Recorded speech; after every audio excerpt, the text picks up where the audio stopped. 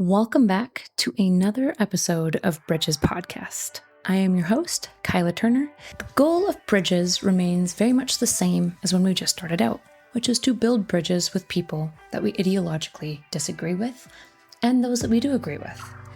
I want to expand that a little bit by adding, I want to not just build bridges, but I want to build community as well.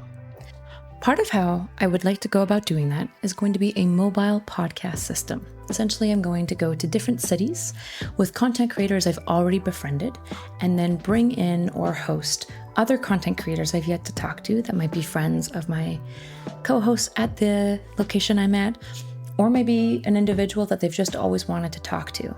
But the idea is to go across the country, meeting with my friends from the first era of Bridges and essentially making new friends. One thing I want to note, we are going to end up talking to people we disagree with.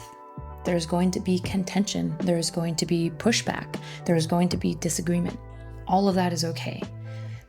The goal of the show is to be able to have the disagreement, to have the pushback, and still find a way to have mutual understanding, mutual respect, and maybe, if we're lucky, a little bit of empathy too. This episode, I think, is a really great start to this arc. You'll see over the next 5 episodes, I'm joined by Ben Jordan, CJ the X, and FD Signifier. Since this was filmed out of order, I also want to make sure I include a shout out for CJ the X as he is doing an upcoming lecture series. If you are in Toronto or in any of the areas that he is going to be visiting for his lecture series, I highly recommend that you check it out. You can find all of the info about his upcoming lectures on cjthex.com/lectures, and I believe he has one coming up very soon on April 30th. This was actually the last episode that I filmed on my trip, but I realized that it was probably the best one to start off with because it sets the tone of what we're trying to do here. With Bridges 2 being a new arc, you'll also notice that I'm having to build a new studio, which means new equipment. I apologize if some of the audio and visual quality is not as high as you've been used to in the series so far. I would like to get back there, but A, I'm moving to a mobile kit system, so there'll be a bit of flex and change, and B, I essentially have to rebuild my equipment system from the bottom up. So if you guys have the grace to give me a little bit of understanding over that, I genuinely think that the content is worth it. I hope you enjoy it. Bridges. I have the purity testing audience. That was probably the first audience I gained unwittingly, just by being the first black breakthrough guy in a while. Yeah. Because T1J, and I always want to give respect to T1J and Cat Black that were there from the beginning. Yeah. But they had also kind of in a weird way peaked and slowed down as everybody else was still continuing to grow. They're from an old guard. You and me came up in 2021, and that was off of Khadijah Bo was just starting to blow up, and that was off of T Noir shouting out Khadijah, and Khadijah shouted both of us out within a month of each other. Right. And that's when both of us hit 100K that year, basically. Right. Yeah. And meanwhile, I think T1J is 2007. Yeah. And Cat Black's not much later. And then I feel Philosophy 2, Contra, H-Bomb, Lindsay. That was Trump number one. That was all 2016 was the come up for it. All kind of come up together, which was one of my first understandings of the true nature of the algorithms. Oh, look at that. That's not an accident. Anyway, so immediately there's oh my God, we finally got a black guy. Yeah, he's back. We got one. Look, our politics are real. See? And so, but I kind of the funny thing, I think I mentioned this at some point in time in our conversations, in my Bo Burnham video, I low-key insult the concept of being a bread tuber. Mm-hmm. And I'm I don't want this to be a thing I'm attached to. Because one, I kind of noticed the things.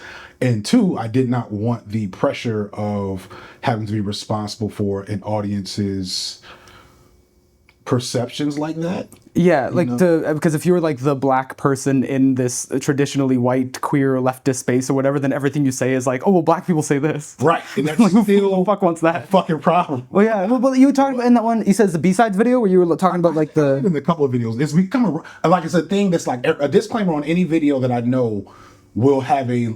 It's not specifically for white people. Yeah. Like where I'm not thinking about them other than like I know they're gonna watch this, so I need to think about it. Which is powerful. Let's look what I was saying also about the framing thing. I think people underestimate like the potency of that, especially online when there's no walls between rooms. Is actually just telling people what room that they are in. Like even just psychologically, it really does a lot. You know, even for me, like with my videos, it's like even just saying stuff as simple as like, you know, if something I said makes you angry, don't comment, come kill me. Like even that is like that is like the like, you know, if I say an offensive joke, like I have this standard. If I say an offensive joke, it's like that's not people kind of know the rules of the game are you don't get to be like, can you apologize for this? It's like you don't get to talk to me like that. Right. You just don't come for me like that. Or if someone and people just I think it's just relatively known where it's like if someone that I associated once with like 2 years ago gets canceled, whatever. If you should go like, hey, you need to. I'm like, you know, I'm not responding. Like everybody knows I don't give a fuck. So no one even comes for me because it's like, you know, I don't care. I'm not listening to you. I think that comes from you being an artist first, though. Right. And like it took your influence on me to start thinking of myself as an artist. Yeah, right.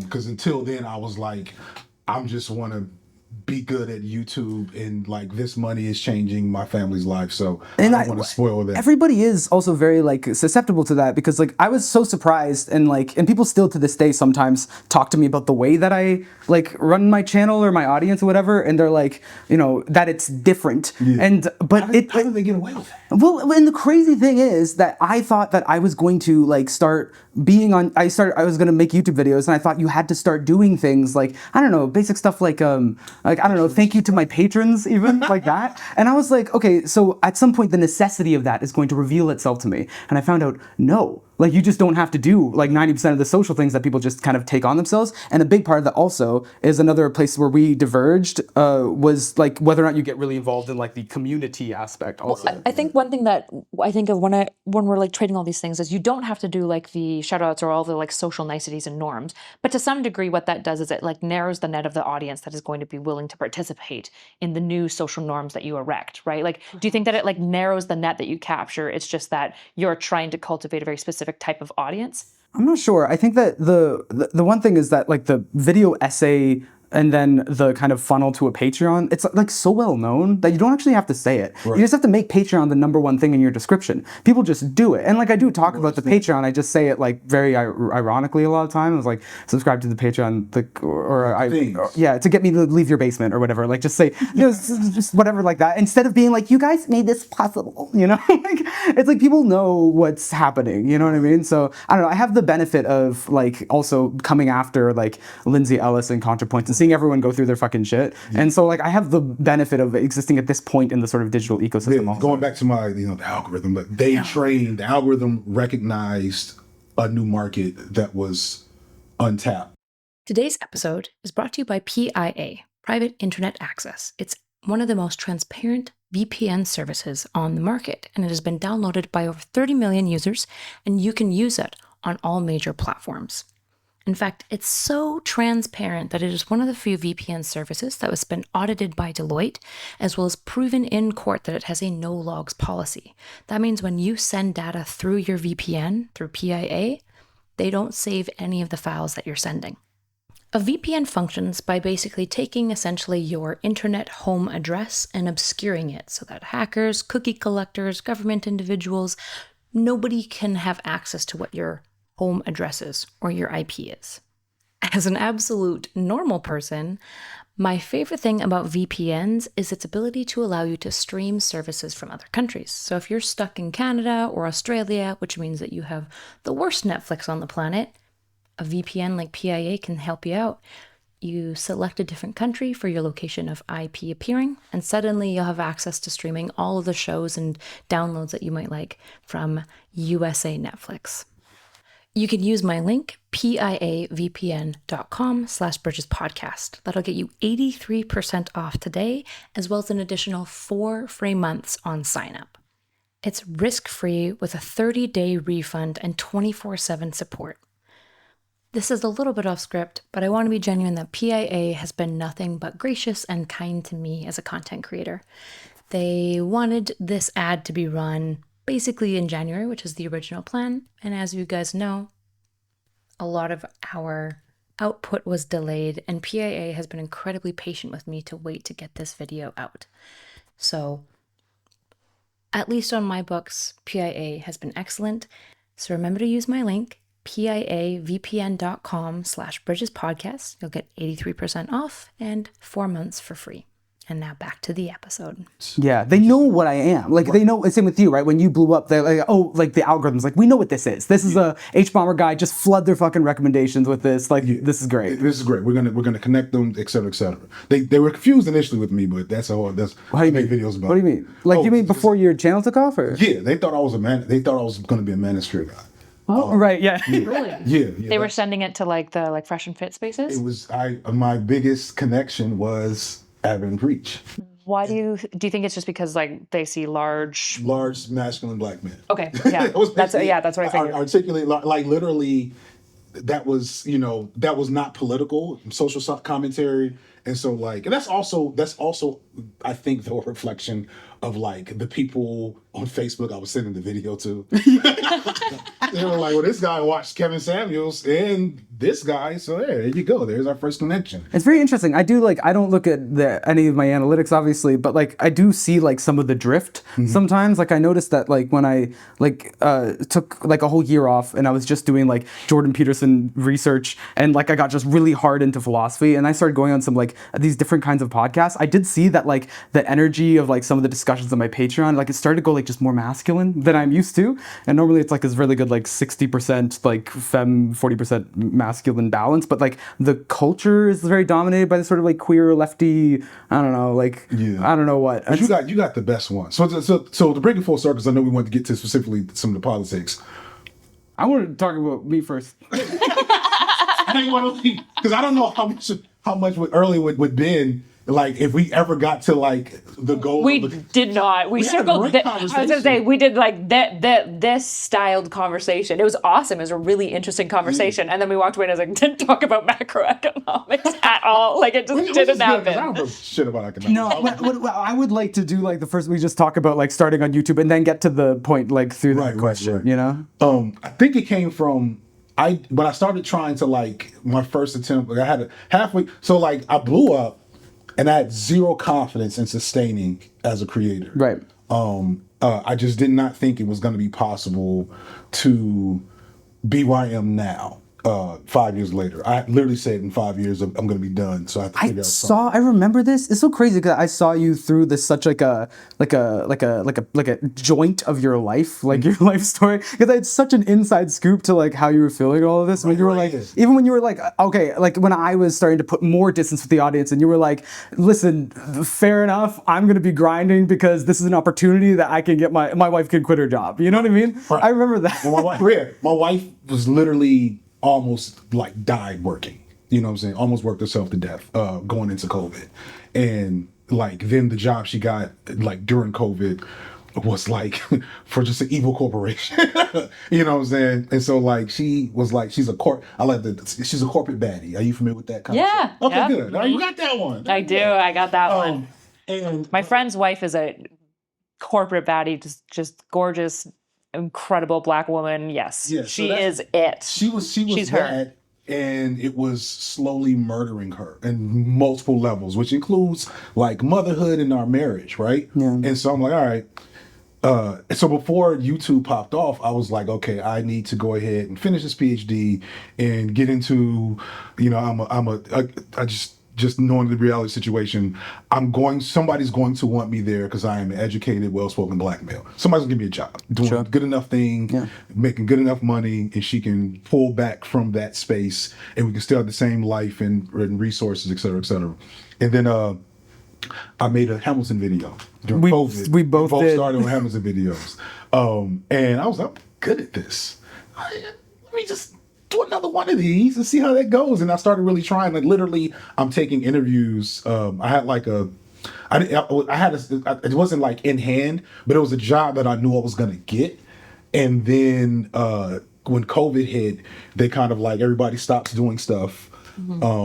And I'm like, I started making videos, and like halfway through like my blow up, they came back, and I'm like, oh no, I'm gonna try this YouTube shit. Let me just keep this going a little bit longer. And then like 3 months later, I quit my actual job because I was like, oh, we're good. Which was a horrible, like in retrospect, horrible idea to quit when I quit. Really? Knowing how the game works now, I'd have never, if I today unknowingly would talk to myself from 2021, I would say, don't quit your job. Why? Because it's so volatile.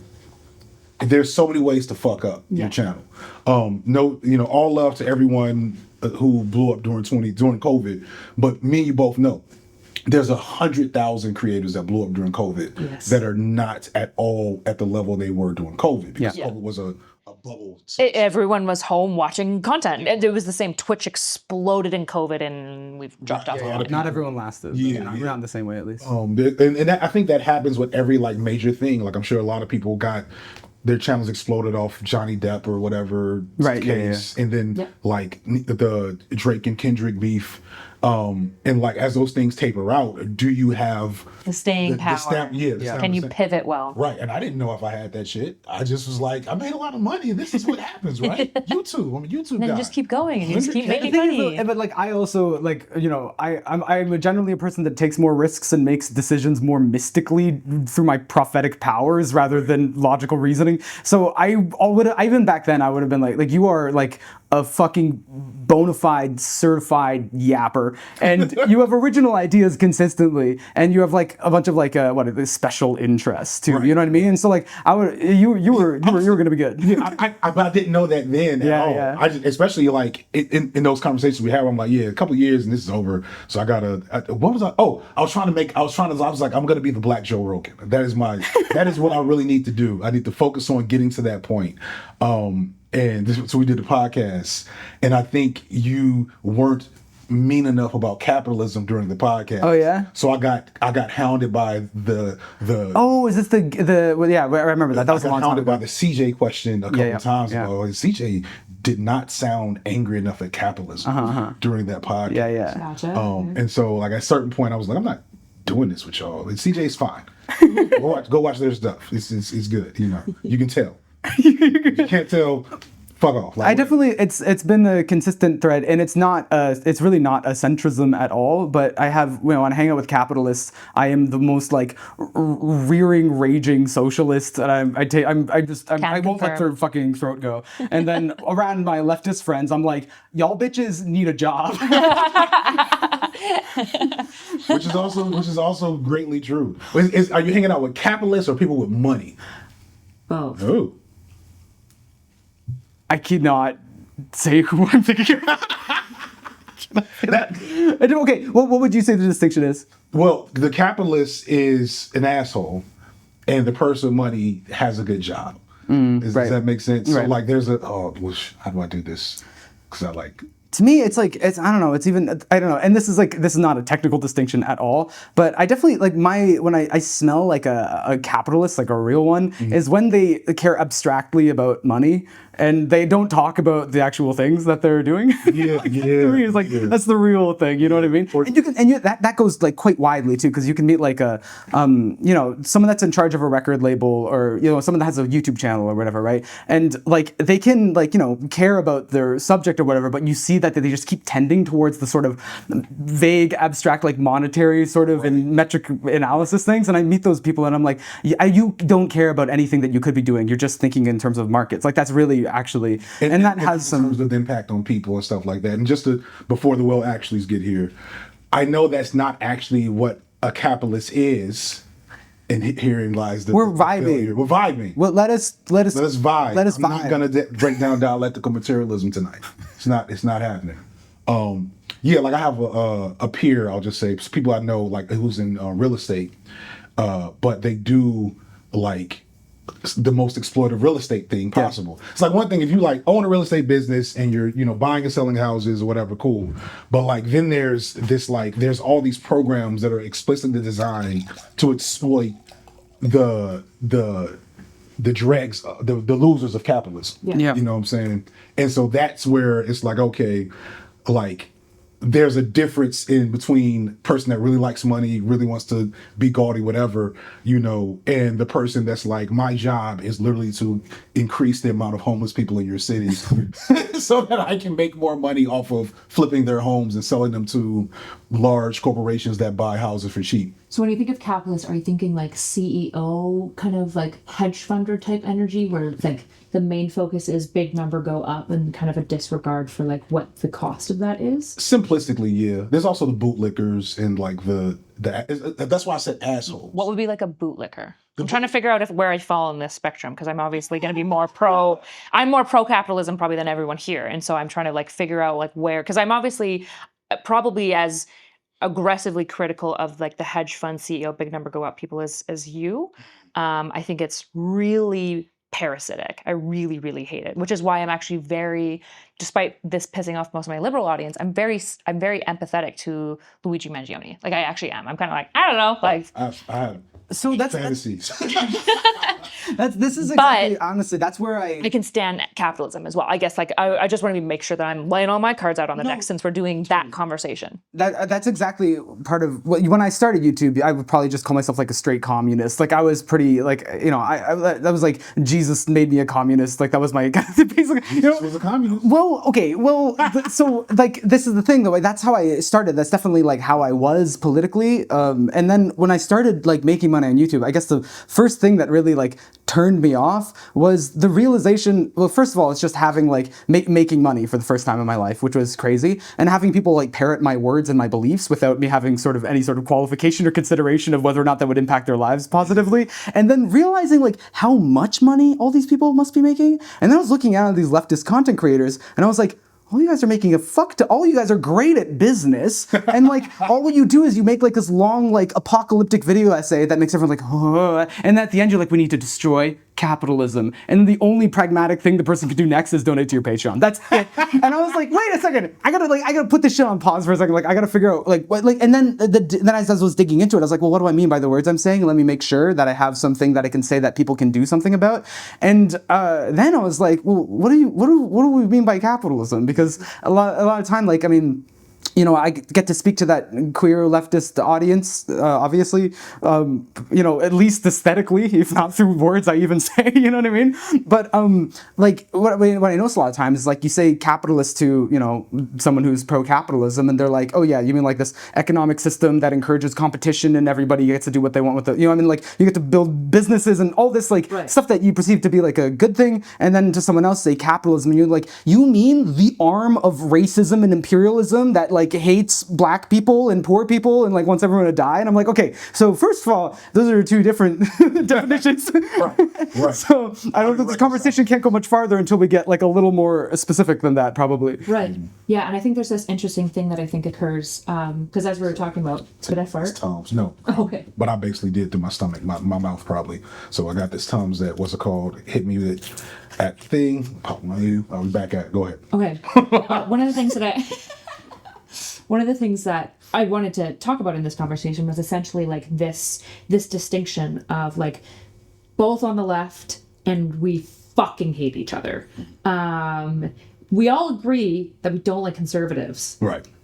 But if you watch like the social energy, the thing that makes us passionately angry, it's each other. It's each other. It's really only Republicans in like critical moments like now, right? Where we're all kind of like, okay, yeah, obviously like this is way worse. Like, fuck, this is really bad. The tariffs are really horrible. Yeah. They're sending people to El Salvador with like no due process. And then halfway through, somebody's like, this is why you left. Should have voted for exactly. Kamala. Yeah, exactly. We're like, Kamala's a genocidal maniac, just like the rest of you guys. Yeah. Fuck off. And it's like, all right, let's, now that we got it out of their system. Yeah. What do we do about What do we do about it? Yeah. That's my question, right? Is like, what do we do about this? Because I've been going to DNC and talking to Democrat people, mostly because my audience is 95% male, right? And I appeal to men and I go into incel spaces and pull some of them towards the left. And my Discord is what I call like the incel. My Discord itself lovingly calls themselves like incel pen rehabilitation, right? It's actually so important in a way, but we'll come back to that. But a lot of leftists, understandably, are like, oh my God, that's horrifying. And They're side-eyeing the... Well, they're like, there's no women that would feel comfortable in your community. Right. Like, oh, definitely not. Like, Right. like if Right. unless you want to do rehab work, Yeah, right. which is cool. If you do, that's fine. But then, like, I wouldn't. Like, I just wouldn't. And we do have some wonderful girls. And, like, our VC, we kind of say that, like, the VC is different than the TC. Like, don't go to the TC and think that it's the same thing. What? Voice chat versus I don't know what text TC chat. is. Oh, okay, cool. Text chat, okay. Yeah, okay, Yeah, okay. Sorry. But I guess where I'm going is, how do we fix this enough that we can get things pragmatically done? I just want to say it's also interesting. It's for like a technical reason to be like more threatened by like the left and the liberals to like hate each other more than the other side, because it's like the sort of the cringe identification, I think, is the biggest thing. Is that like people they'll call you all libtards. It doesn't matter what you are, and then you can be Kamala, you're a communist. Fuck it, who cares, right? And then so then the internal thing is the feeling like the other person is embarrassing you. Like it's way more frustrating to have someone threatening your identity and like someone kind of corrupting your side, and to have someone on your side hate you rather than to have like your enemy hate you. That's just fine. Like that's part of my identity, is my enemy hating me, but this is different. So I think that's the key word, is identity. And that neither the left nor liberals, and I think this is more important to address on the left, is people don't understand that they're not. I have a banger line in this video coming up where I say, a lot of you all aren't leftists, you're leftist fans. Yeah, that's big. That's really big. Banger. And like that's a banger. Thank you. And that's the key, is that like people don't understand, because like this video, I think I told you, it's like the front half is me addressing like what people said, and the back half is me ranting about how people pissed me off essentially and got me fucked up. And in it, I explain like, look, I'm not a revolutionary. Like people that make pragmatic, educational, truly leftist content don't get any fucking views because you all don't watch them, because you're not really leftist like that. And if you are, you'd understand what we're doing, and then you go do stuff in the streets. But the problem is, so what we're describing very much is an online issue. Yeah. I think that's important to couch, because in reality, you see, so like, is the Green Party, Jill Stein may not be like ideally maneuvering this right now, but the Working Families Party is going into all these places and trying to like create coalitions between various degrees of the left to do a thing. And then the more radical people are not they're not coming to any meetings we're at, because they're doing radical shit. They don't want their faces out there. And then the moderate liberals, they give some fucking money, and like that's happening really at a useful clip. But in between that, we're having piss fights on the internet that make everybody think that things are much more difficult than they really have to be, because it's stan culture. It's sports, fucking sports. It's like sports arguments or K-pop. It's forum behavior. Really.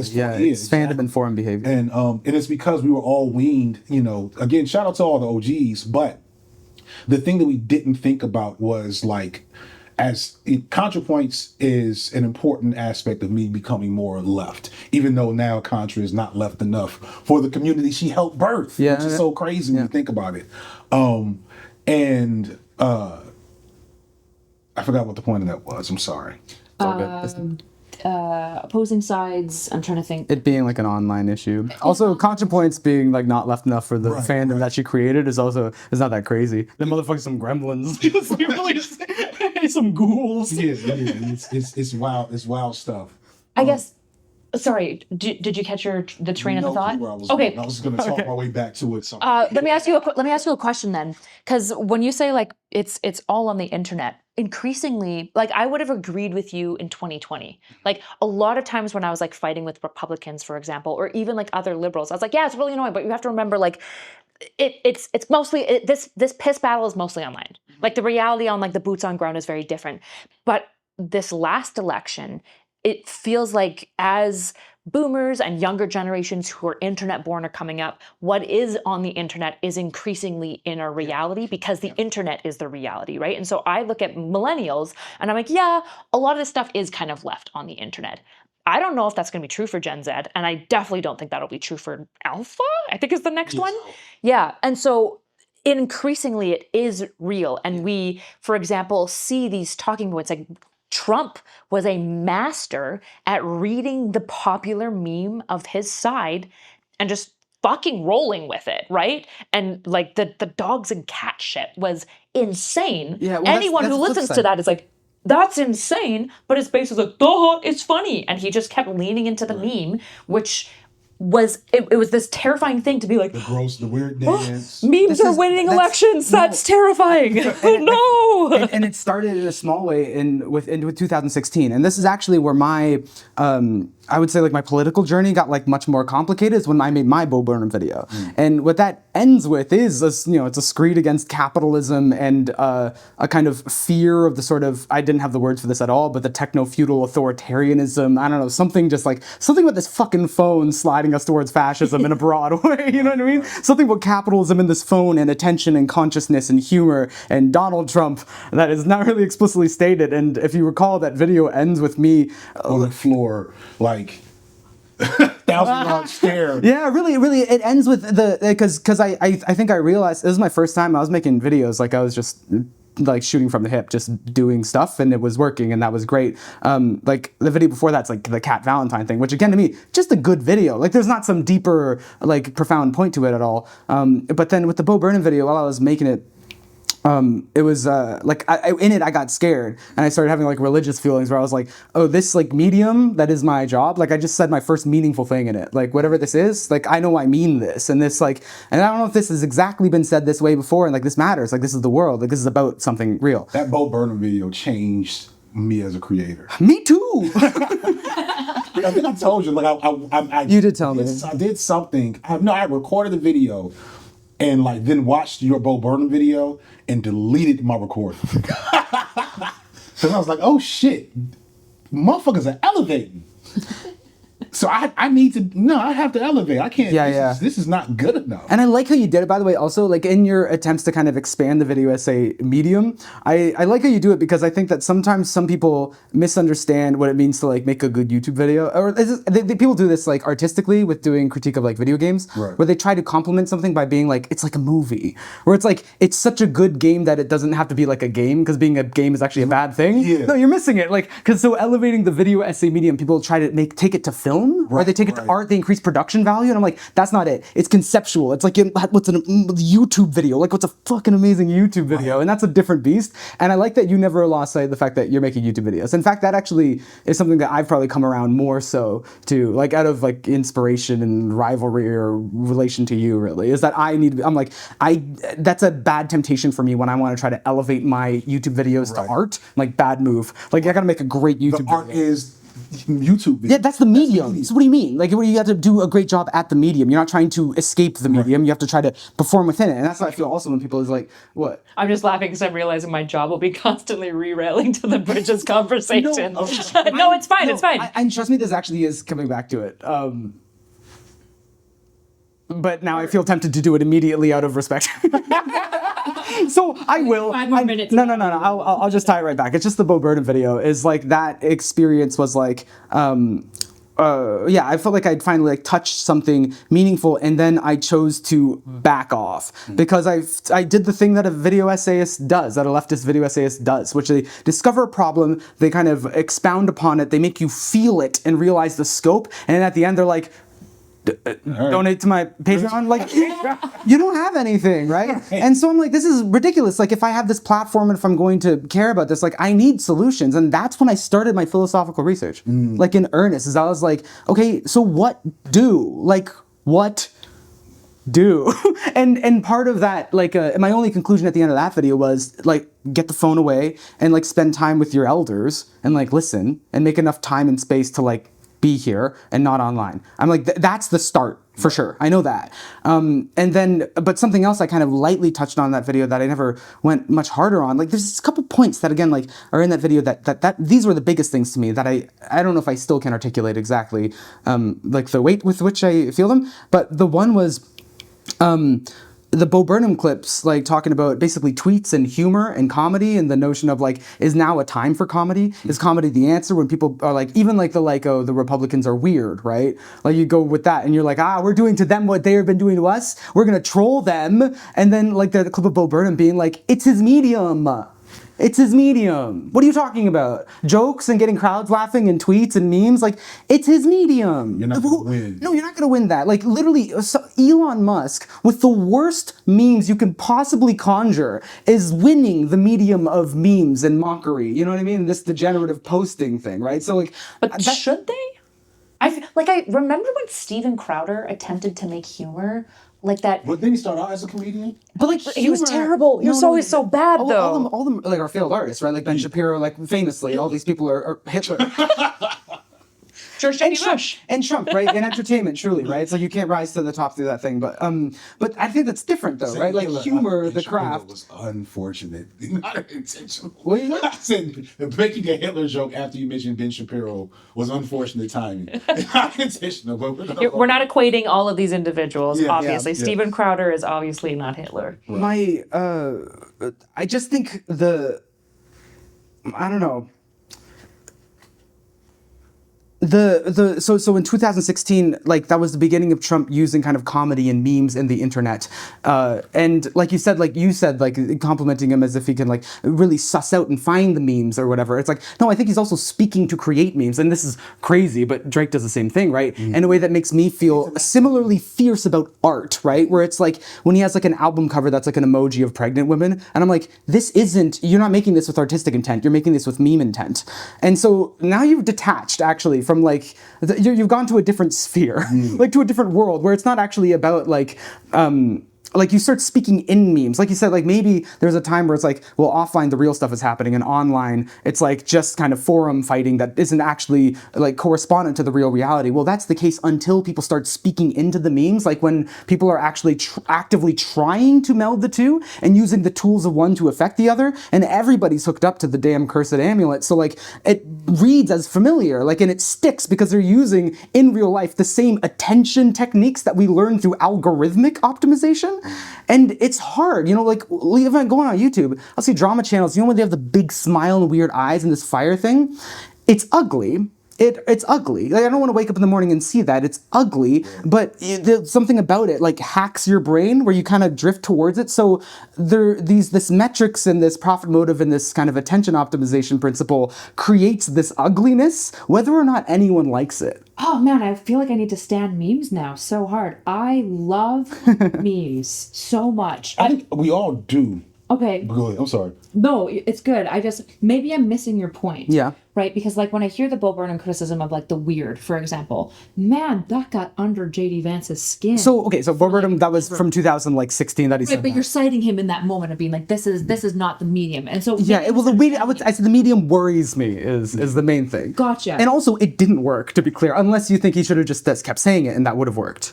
I think it worked as so far as like it didn't work enough to like change the election, but I don't think any single. They also abandoned it maybe before it fully.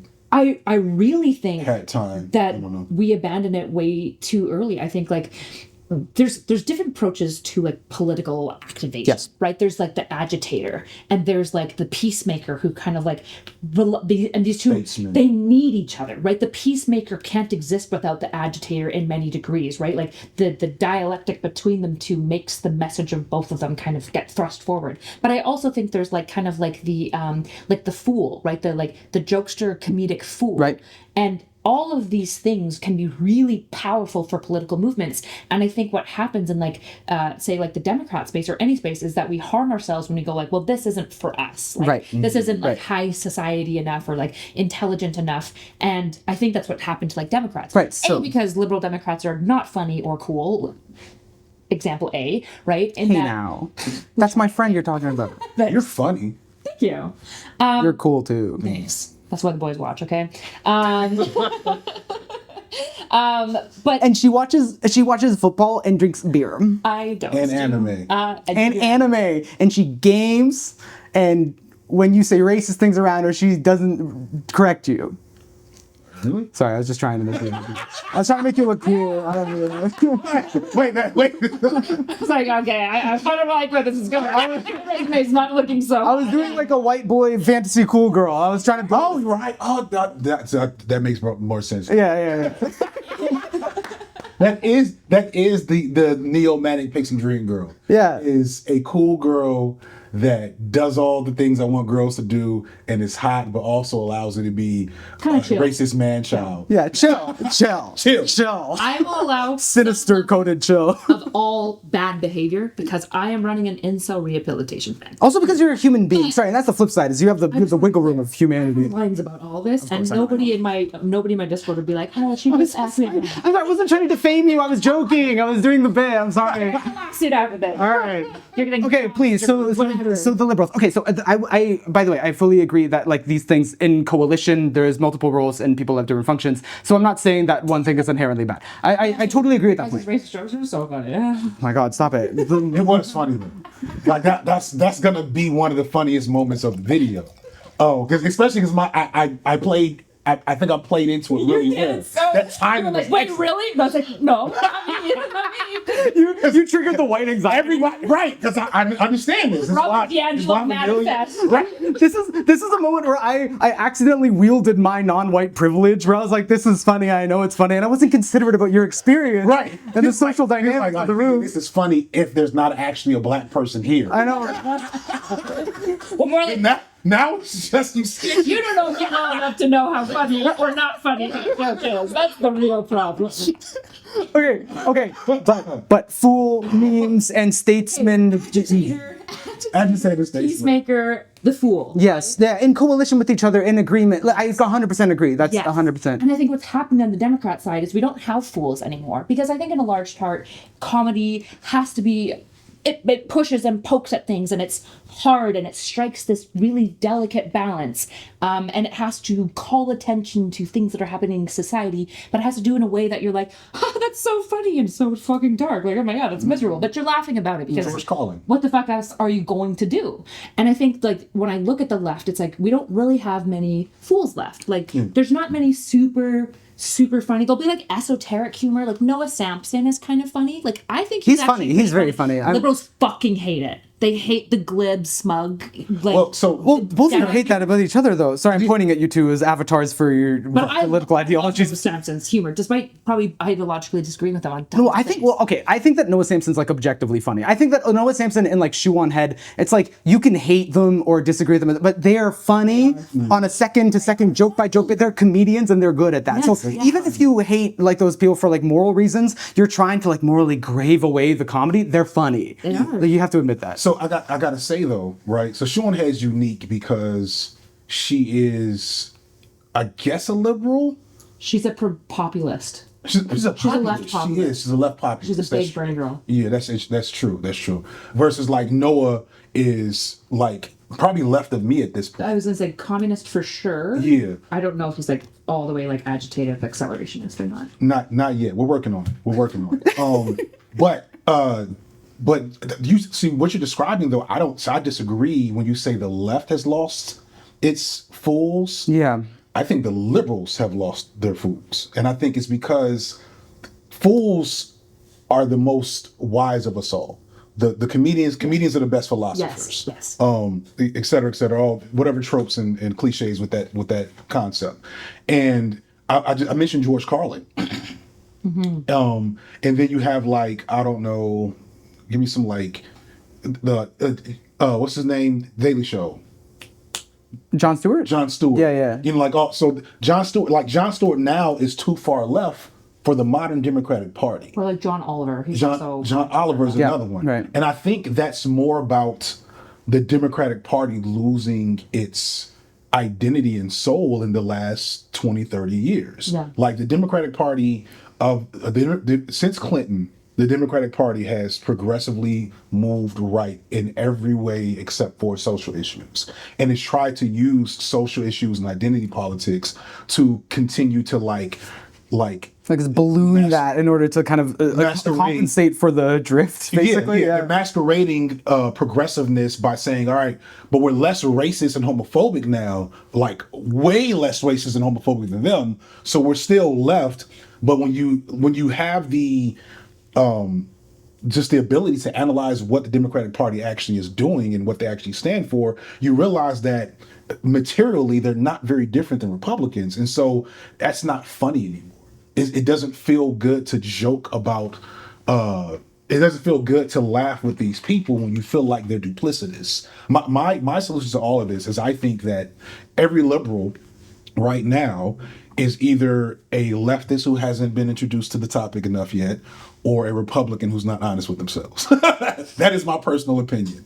And I think that once the left kind of gets over our own growing pains, as we've re-entered the stage of relevancy for the first time in several decades. In the last decade, the left has been more prominent. I think I said this last night. More prominent than they've been in 50 years. But we don't know how to act. Yeah, we're exactly. We're like a kid that just finished puberty and we're hot now. There's like a ton of energy, no fucking discipline, no organization, no agenda. Yeah, really. I think that duplicitous thing you're pointing out is good. Even though you and I might disagree about like whether they're trending to the right or the left, I think what they really are is trending towards nothingness. What I mean by that is I feel like I watched specifically Democrats, because I don't feel this as much as the Canadian Liberal Party. They kind of went through and they saw all like the leftist kind of progressive arc come up and how cool it was, right? Like everyone wanted to go hang out and go to like the progressive parties initially, especially. And they ransacked the aesthetic and they like cloaked it upon themselves, and then they convinced everyone that that's what it meant to be a Democrat. But then when you would look at the actual policies, when you would like look at what they're talking about, you'd be like, look, Hollywood is so progressive. And then like who would like the black character be? They would just like be another shallow, empty version of a black person. They just like happen to be now like the main character instead of the side character, but it's still just empty garbage writing, right? Or they'd stick them into a role where you're like, or they're like, we're not going to pay our writers, we're going to use AI. Yeah. We're progressive Hollywood. You know what I'm saying? See, Comrade Kyla, you see, you're halfway there. Okay, I was gonna ask. I was like, which one do you think she is? Well, so I haven't heard everything I know about you is things related to destiny. That's fair. So I don't know enough about your politics and your stances to say that, but I know enough to know that you're not like a dirty shit lib based on like vibes. It's interesting because I wonder if my policies, part of the problem that you're going to run into with me is that as soon as the election occurred and an outcome happened that I knew it was going to be neck and neck, I didn't think he'd win the popular vote. Mm-hmm. And the moment he did, I went, my input systems, something's off, because I was so wrong. I didn't give it a 5% chance he would win the popular vote. Mm-hmm. And so I'm a bit in this political like rebirth position where I think fundamentally I'll always fall left because of personality, probably to some degree.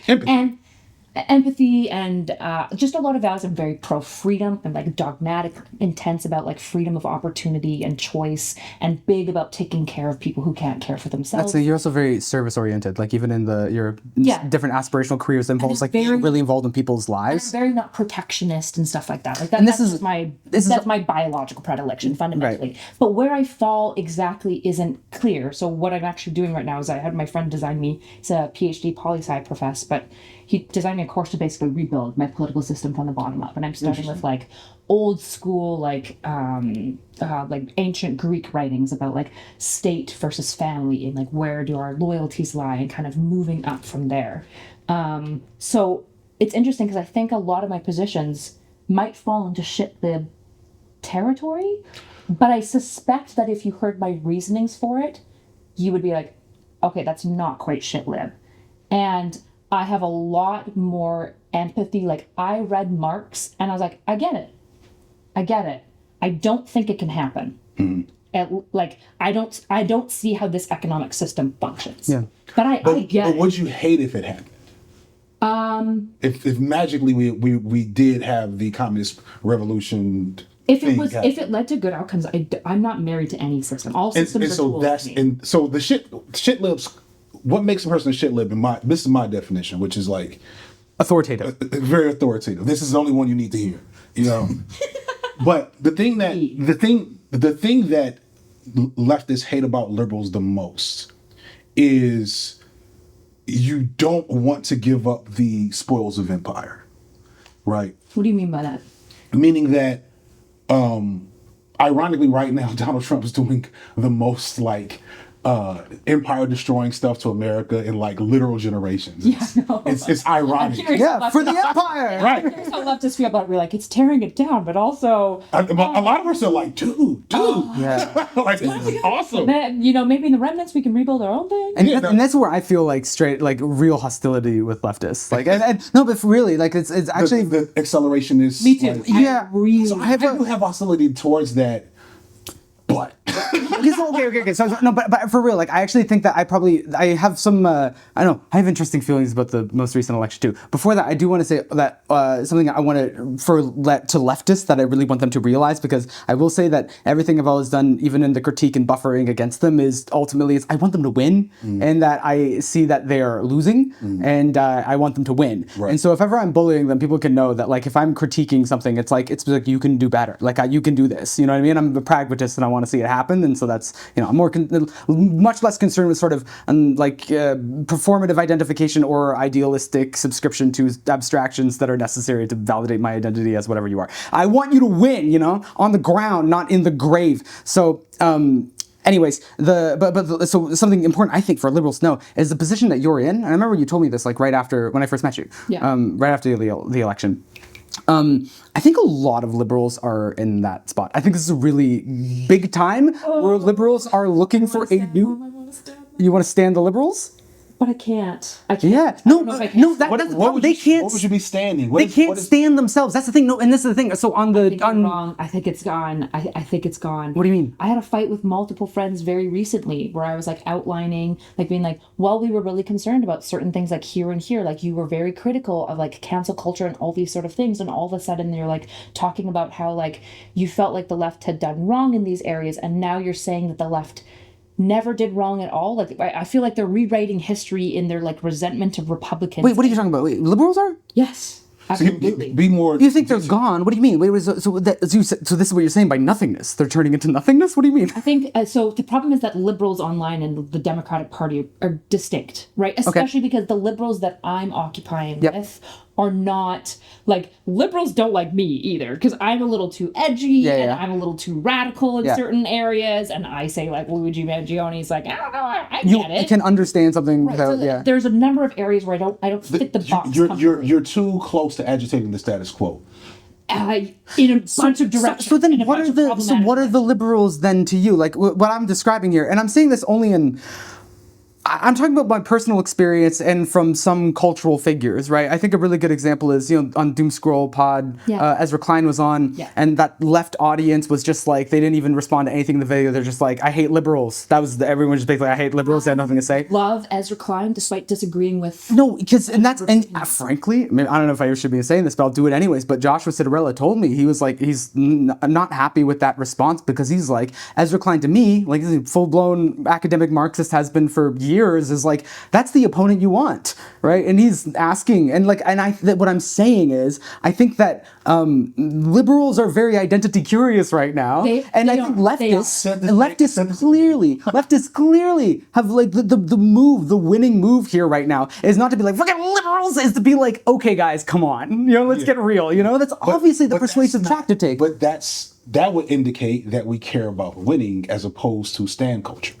That's true. That's the thing that's my thing right now as a person who is further left. Okay, so that's what terrifies me the most about the left coming from a fundamentalist religious background. Right. Is because I saw that on the other side and I got out of it, and then I was like, yes, left, liberals, I'm in this bastion of freedom, and then I was in academia, so it was more like progressive left. Right. And I was like, but you see the fundamentalist tendency. I was like, oh, you're all fundies too. I believe in God. Yeah. Like, wait, what? Yeah. And do you like trans people and gay people? Like, but you're still fundies. Like, I left that for a reason, because it's not just the politics of the fundamental religious that I disagreed with. It was that as well. It was the culture of like killing, crushing shame that emerged from it. Where I was like, I can't watch another cultural group that I think has a lot of good ideas, and I agree with all of them, and I'm interested in them. I can't watch them tell a perfectly good progressive person that they should crush themselves with shame because they're not quite good enough. I can't watch it. They're also razors edging to the borderline. Like, this is where I get activated, right? It's like you're really close to just a Trump supporter. I don't know if I can trust your ass at all. You know what I mean? Like, there's no like ideological core. You know, or maybe there's an ideological core, but like it's not. Well, if you're cynical, suicidal somewhat, and you crave the destruction of the society that you're in, and you never imagine yourself winning, then Trump is actually your guy. Whether this is my problem. So a lot of leftists are Trump people that haven't realized it yet. They have a different ideological set of their suicidal ideation, but you put them to enough like comedy and mockery and chaos and fuck the establishment and rip it all up, you know, just because fuck it. And then they'll be like, this is kind of based actually. You know what I mean? And I don't respect that at all, because that's just, you want everyone to die. I think that most people that talk that shit, it's not real. What do you most mean? of the people that are accelerationists, curious or whatever, are, you know, young people of privilege. People that you know, yeah, because they don't have a real privilege. Where like as the acceleration happens, they're at the very edge of when they have to go over the cliff. They'll probably figure it out before they ever get to it. But that's the thing though, right? You'd be surprised that like you can like you know, like someone that I know that works in government, right? Like the common sentence always been, the mantra really is that like people don't know policy until about the second it affects them. So like most people just don't know about like, you know, how is it that I get like a new driver's license right until the second they have to do it. Right. And so as we, you know, slide to an unfortunate direction, like people are going to hit those walls. I think that's fucking horrible. I think, but like, I don't know, you just be surprised. Like, I don't think it is like, I mean, obviously, right? Like if, you know, you and I, at least, I mean, yeah, all of us would believe that broadly more leftist policies enacted by the government would be better for the working class and for the lower classes. Depends on which ones. Yeah. Yeah, sure. Yeah, but you know what I mean? Like broadly, we can believe that, and so we would. Our argument is, and that's what the argument is when you're trying to persuade voters, is you're acting against your interests. Like that's not even a radical thing to say. That's always the argument when you're saying vote for me instead of the party that you voted for previously, right? And so, that the assumption is obviously people can act against their interests. Like obviously, I don't think it is just privileged people, especially because I don't know. I just think a lot of kind of luxury beliefs or attitudes of privileged people, or even like celebrity behavior, I feel like through social media has trickled way down. Like I think everyone thinks like that a little. So one of my editors, BP, is probably a real accelerationist. BP is from the bottom for real. Right. BP's done time inside. BP's done real street level activity, both as a person surviving the streets, but also as an activist.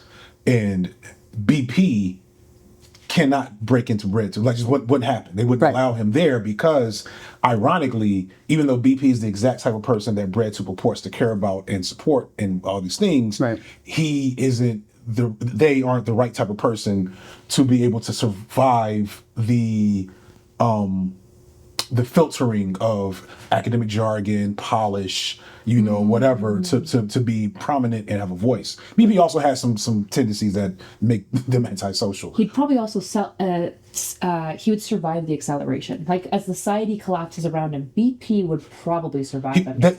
They would have more opportunity. He knows what violence looks like. And is it they? How to navigate. BP is they. BP is they. Sorry, okay, yeah. BP is incredibly masked, but they. No, of course. I'm just saying for the purposes of writing.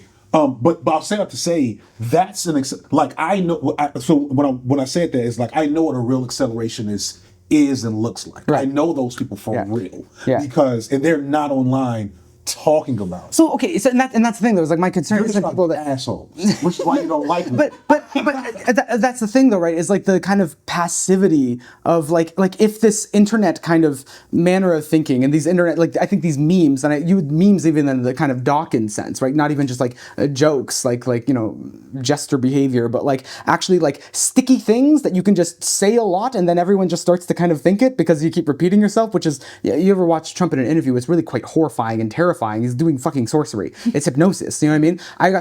It's really chilling. I remember when he first, like, whatever, he got indicted, and he says, and he just, it's such a, like a sort of like base, brutal manner of moving, where you just go, Biden indictment, these Biden indictments, Biden, and you just never shut the fuck up. And that's what you just do it. Yeah. And then everyone's like, you set the frame. And then everyone's like, now has to respond to this frame that you've set. And that's the only thing that I think he's ever been like really like a genius about, is bothering people and setting frames so that everyone has to respond to your frame, right? And never corresponding to someone else's frame, which is, I think, supremely antisocial and like narcissistic and terrifying, because your priorities are crazy. Your priorities are fucking crazy, and they don't correspond to like material conditions or other people or society or values or principles whatsoever. That's a crazy priority, is just frame ownership and like in displacement. Like that's how you end, like we're like way the fuck down into tariffs, and I'm like, you don't even have an idea. Like write a Mein Kampf first, please God. Like fuck. Anyways. I don't know. It's just the passivity. It's the meme of the acceleration. That's the thing that really bothers me. Is the general like overall like populism and anti-establishment general vibes, and the like, man, I fucking hate the fucking, you know what I mean? Just this vibe, right? And what that does is, I'm not talking about really about the real accelerationists that believe that and act that out. Because to be clear, BP's not a real accelerationist, but they're like a person that has no use for the society at its current. And why would you? Because if like the society as it currently is not like serving you, you're not considered like exactly. Like, and if the society fucking sees you as already written off, then you have no use for the tools that society has to offer you, obviously, right? But I'm talking more about like that attitude, kind of propagated in meme and comedy form, and then everyone just kind of like, that's the thing that really scares me, right? Is hearing people that I know that when it really hits them, is someone just very close to me, right? Like right after the Trump election, like we got in a bit of a disagreement because they're very passionate about Palestine, and we talk about it a lot, and they're feeling some version of vindication because the liberal establishment got shown what's up. You know what I mean?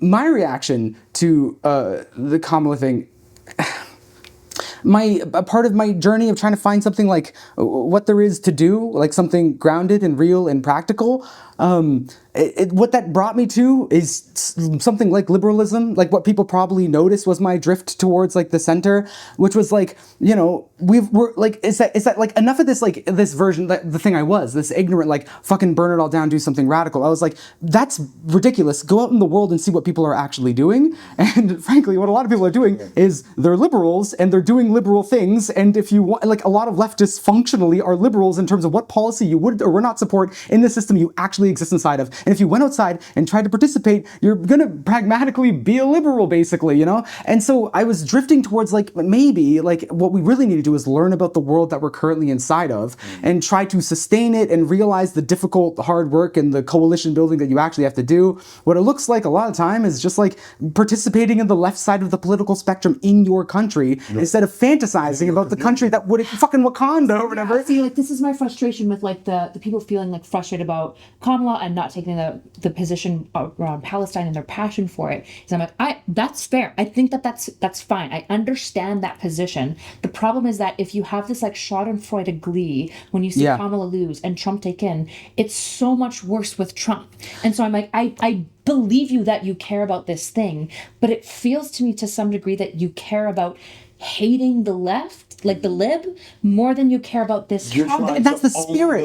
And it's literally, and that's the spirit. The civilians of Palestine that you keep talking about, it can't. It can't. And if it does, I don't believe you, and I don't know how to. And that's the wall you hit where, and that's why this is where I find my faith and my continued action, and actually like where I've actually slid much farther left. I've pivoted from this kind of flirtation with maybe the world as it is something that we all need to, like the propaganda needs to be. You need to care about the world as it is and get out there and grow up and get involved and be realistic and be there. And that's where I was kind of drifting, maybe, even though I still have my kind of intuitions, right? But like the Kamala defeat struck me as much as it struck you, but in a similarly almost debasing way, but it ended up more clarified, where it's like, okay, the people have spoken. Like that's just not where we're at. Like that's not really an option. Kamala was the fucking like perfect, like, defend the world as it is, like, maybe we can hold on to our society, right? With all of its injustices and incremental progressions and all that, it was the perfect mission of that, right? And the people spoke and they're like, no, right? Too many trans people still. Okay, so we can break down the black woman and trans stuff in Palestine. What did it? You know what I mean? But fundamentally, whatever the reason, I just think the pattern of history we're in now. Like when I go to I went and spent time with this person that was like kind of vindicated, and my hurt was I was like the hurt is I'm like, yeah, well, people not believing in society is not a good thing, and you're gonna discover a wall. And frankly, they did. They came to me and they said, I feel bad for feeling like vindicated, about that conversation because of the Gaza stuff. Officers are getting deported. No, because of the Gaza stuff. No, literally. So that's true. But then what does that mean? And what does it actually mean? And does it mean like you were wrong, you guys are gay, and we got to go back to liberalism? I don't think it is the answer. It's because not I think the meme, like this thing, the anti-establishment spirit, what that was speaking is that's too strong. Like where I really am is that's true. And then also when you educate yourself as much as you can be like, well, real work is happening. You can also be like, damn, the liberals policy-wise, really, woof. You know what I mean? You can start to realize all the things that you're saying, right? And so that's where I'm really like returning to the left. With everything I learned in the research period, being like, okay, so what this means is this anti-establishment kind of vibe, like this needs to be captured, channeled somehow, as well as the pain that's going to really be felt over the next 4 years. And what we need to do is like build coalition and decide what the beliefs are. What is the pitch, right? What are we going to tell her is the way to get the votes? With the energy that we have, the propaganda, artistic, creative, harness this shit energy that we both actually have, because we can talk to these motherfuckers. I'm pointing to you, but really I'm pointing to the people that you are connected to through the DNC. I'm here to represent the liberal side. That's where I am now. I'm like, okay, so let's fucking sort it out and then pitch them on something good because their shit isn't working. This is so over. It's so fucking over. It's so over. It's wild. Which It's wild sucks, watching. but you can rebuild. You see Bernie and AOC doing town halls, and I'm like, it's not gonna work. And then we have what I called him last night, President Patrick Bateman, who is, in my mind, definitely what's gonna end up coming. Gavin Newsom. Gavin Newsom. I'm sorry. Yes, Yeah. this Sorry. is. FD's just so deep inside of his own fucking hot takes that he can't talk English anymore. President Patrick Bateman is what I see coming, and what I think if the goal is to just stop the bleeding, that's probably what is safer to do. Do you think they should run AOC? No. Because woman? Because woman and melanin. Right. And progressive. Yeah. But no, the progressive part, that's I don't think progressive, because I don't, so there's a couple things like that I recently had to kind of like unearth myself after the election, which is like the real power of populism and its ability to actually transcend race and gender and the isms. So even like a Buttigieg. Like, you mean through the power of Twitter, or you mean like just genuinely? No, generally populism in general. Because Obama was a populist candidate. Yeah, exactly. Right? And it was left, the country is actually way more left than we understand it to be until like it helps black people. Like that's kind of the thing I basically realized. Like, it's like if you ask, like the perfect example is Obamacare or the Affordable Care Act. Everybody loves the Affordable Care Act. Yeah. Everybody loves that shit. Yeah. Free healthcare? I love that shit. I love Affordable Care Act, but I don't like that Obamacare. Yeah, because right. Obama is black and Obama represents black anything. I was debating with a friend last night after I left. Not debating, but we were talking about my travels and like classism overseas and how like I perceived classism, but not as much racism in Paris. Sure. Right? Yeah. And I was like, that's because like racism, that was like the cooking oil of this country versus in overseas, they didn't have like chattel slavery. They didn't have plantation culture. They didn't enrich the fabric of the nation with racism so that it bleeds through still 100 years later. So they still have like, they got some schism there, but it's more about, okay, can you afford to live this lifestyle or can you not? And that's how we're going to regard you. Versus here, there's so many examples throughout history of populism working until you put a black face too close to it. Or an unmelanated or a woman's face, et cetera, et cetera. You know what I'm saying? And so coming back to the question about AOC could win she could win. It is not impossible, but it'd be like turning the setting to hard mode. Right. Yeah. Instead of just getting like a kind of just fine left white guy. straight dude that looks like a president off TV, Right. and feed him the populist talking points and pray he has enough charisma. You don't think that Tim Walz then is the... Waltz is also a possibility. That seems like the better move by a lot. And I wonder if the failure under Kamala may hinder him. I don't know if this ever happened. He also isn't quite as performatively masked as like Newsom is, for example. yeah, but doesn't California hate Newsom? Everybody that I that's talk the to... thing. Yeah, everyone hates Newsom. Everybody hates almost everybody hates their governor. You know, To challenge this, if we say we go, okay, Patrick Bateman, you are going to be the running candidate, and then we're going to give you the garb of populism, even though you don't believe in it. Right. I don't think he can do it. Aren't we doing the same thing that the Democrats did to progressives from like 2016 to now? Like we're just being like, hey, we're going to steal your cool shit. Don't worry. But don't worry. It's some degree of authenticity, basically. Is that the... I would say no, because we haven't run a populist candidate. We haven't. We ran Hillary, so Obama was a populist candidate, won twice.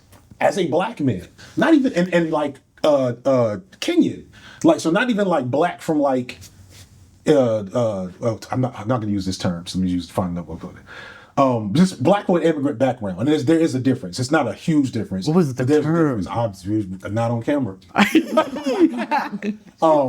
But what was I saying? So Obama won off populism because of that. And then Hillary ran essentially status quo, and Biden ran status quo, but happened to run against the most unpopular president ever at the time. Yeah. And then Kamala ran as Biden again. Yeah. And so they haven't ran populism. I would disagree. I think they've ran populism off. They ran off Bernie. You know what I'm saying?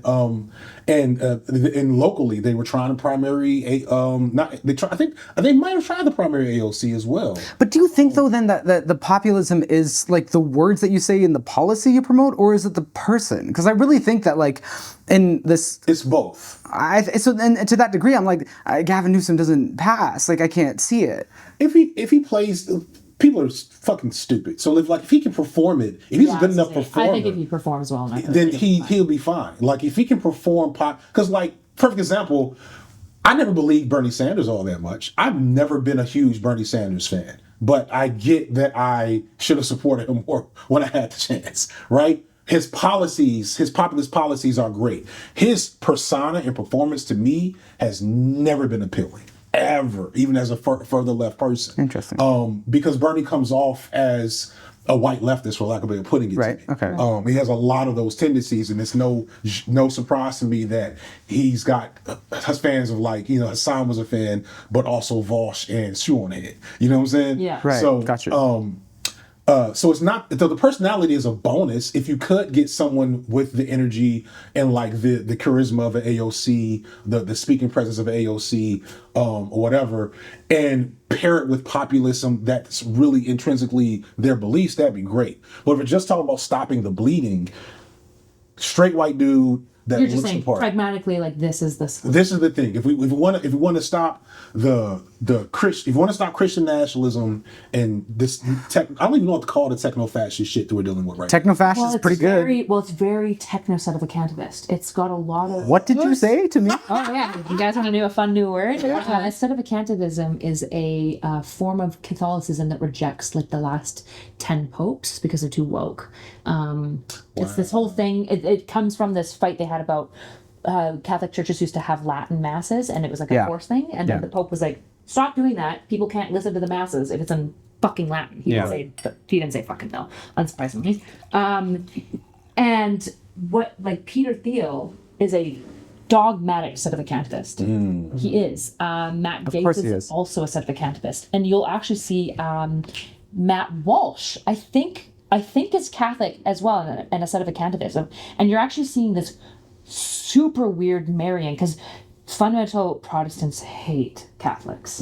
But damn, if they both want authoritarianism, they want a theocracy. It's monarchy. No, it is. Yeah. They want a God king is what they want, right? They want a Christian king. And I really, really wish people understood this more. And Peter Thiel is that. He is bought in. He's pulling the strings. I like know people who used to work with him, and they're like, this guy thinks we're in Revelations. Like, he thinks that basically the world will die, that Satan is winning, and he doesn't care what it takes to save humanity.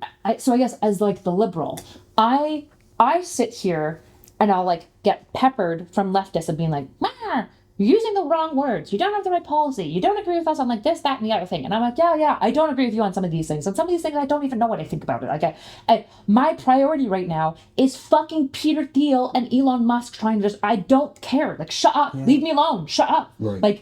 Like look over here. And sometimes as a liberal, it feels like the only reason leftists like poke at our back so much is because they don't even have to engage with Republicans, because Republicans are like less than human to them. They can't hurt them and they can't convince them of anything. Democratically, a progressive is never going to compete in a state where they're against a Republican and a Republican has a shot. The only places progressives compete politically for power is against liberals. Right. That's New the Minnesota. It's broken. George Latterman and Jamal Bowman. Right. That was and so I'm like, God, I understand why you're frustrated, and I might be sympathetic to some of it, but holy shit, we're fighting Republicans. Like, can you get off our backs a little bit? Because we're more on your side than they are. We have the same problem in Canada too. It's like we have like our farther left party and our center left party, and then we have our right party, and like there's no split off faction on the right side, and so we're just killing each other. Like, here's what I think. This is the most,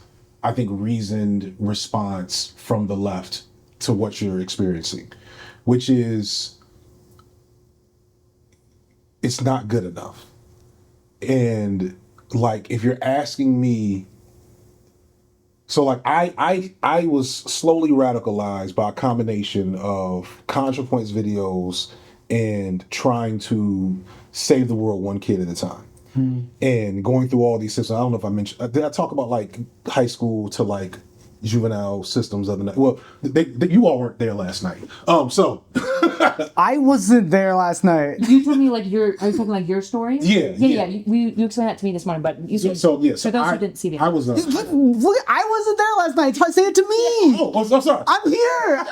I thought who's this? You were there. Well, you may have walked away. I don't know. Well, so I was a high school teacher, and like I'm a high school teacher in like high needs communities. Yeah. And it's like, okay, I'm gonna save all these motherfuckers. Every single last one of these motherfuckers that ever lays eyes on me, I'm gonna save you. I'm gonna figure it out.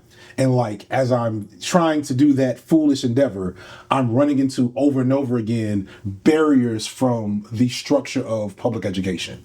So I'm like, okay, I guess it's public education then. So what am I going to do? And then I went into juvenile justice and social work. And I'm like, all right. So like, you guys, it's less of you, and I don't have to worry about putting standards on the fucking board, and I can curse more. And so I'm going to save all of you every single last one of you motherfuckers will save you. And then I'm realizing that the juvenile justice system and defects and all these things have all the same problems and barriers that the schools do, right. Which is that the systems are designed to save themselves and not actually to protect the children. They're designed to protect themselves. Like, okay. So fuck the system too. What's up? Oh, like when you say protect themselves, do you mean like in terms of like liability? Yes, liability. What is the minimum amount of care I can provide to say I did my job to this traumatized child? I just realized leftists will love my Dr. K takes. Liberals hate my Dr. K takes. Probably, yes. Because of the liability, how we pretend ethics are ethics when some of them are, and a lot of them are just liability things where we don't have to put ourselves at risk. We have to do so much work on the morals and liability accountability conversation. Like, so much work. Like, I really want to talk to you more about that. Okay, sorry. So then I went from juvenile justice to policy. Now this is where you make the decisions. Yeah. We're in the space. I literally, this is real, this is not anecdotal. I literally wrote a white paper to Governor Brian Kemp here in Georgia about something. I don't remember what it was, but it was really important to me at the time that he understood, hey, here are the things about this public health thing that we need to do to have more children be saved. I'm finally going to save the fucking children. Yeah. I wrote it in 2018. He didn't read it till 2000, like almost 20. Like literally in the last year of my time at this job is when finally that particular report it was treated like it was urgent when I was writing it. That particular report finally came back up into like the agenda for a thing, maybe. And I barely remember it now, which shows the reality of the situation. And so like every step I'm recognizing the system has no interest in the people at the bottom. The people at the bottom that have almost always made up the left and that leftists purport to care about. Yes. Now, there's a lot of problems with, again, leftist fandom and stan culture. And like the fact that I have a rant coming out about like how nobody actually talks to black men, but we always like to talk about them in our content. And so like there's that part on the left. But the thing we do know how to do is hear liberals talk about how they're going to address a problem and know full well they're not going to do shit. Like that whatever they're addressing the problem is going to be is going to address the problem to a certain point. And after we reach a certain threshold, everybody below this threshold, fuck y'all as usual. Yeah. You know, and so it becomes, so it's very easy. I'm not saying this is something that needs to persist. It's something that does need to change. Mm-hmm. There is a better way to quality control that process and that resistance to the right and to fascism. But I can tell you that the reason why you get that response is because if you tell, perfect example, football, Colin Kaepernick. Yeah. All right, sorry. Colin Kaepernick. Yes. I'm not. Oh, shit. I mean, sorry, I know about Colin Kaepernick. Sorry, I know about the knees. Yes. That's great. Yeah. So he kneeled, right? Did the protest, he kneeled. And he did that in 2015. And in 2016 was out the league, blackballed, you know, not unofficially, but like we all know, he never played again. Crazy. He was like one of the best. He was top 15 quarterback in the league. Crazy. Never played again. And so then after he did that, everybody started, like a lot of other players started kneeling. And so now the NFL has a problem because now we have a legit social event happening in our massive corporately invested sports league. And so now we got to do something. And so the players who initially started the shit were like, all right, we need to do this, that, and the third about racism and this and this, like real structural stuff. And then for lack of a way of putting it, the libs were like, or we can like have a day of recognition and put in racism on the helmet. You know what I'm saying? Okay. I understand. And that's kind of the thing. Okay, I understand. Laundering Black Rage is a great book by my homie. Sorry. It's okay. We can touch feet sometimes. I'm sorry. Two Black and... All right, we're going to edit this part out. I'm going to do that all again. No, keep it in. The whole thing. Because it's a brilliant book. It's a brilliant book. And I'm writing, here we go, Laundering Black Rage. So Laundering Black Rage is a book by Two Black and William Greer, where they kind of talk about this process where liberals and even leftists, even people that like Two Black himself is further left than I am. And in the book, he talks about how when all the Black Lives Matter stuff happened and people were tearing shit up, and like the reason why like I have fantasies about having a Luigi Magellan march through Washington, D.C., that's because like destruction and violence and chaos is not ideal, but can be a part of revolutionary action, right? When that was happening during the uprising of Black Lives Matter, and they were like, okay, let's everybody get to the table, and what do you guys want? And people listed like real demands, and we got murals. You know, we got murals and art.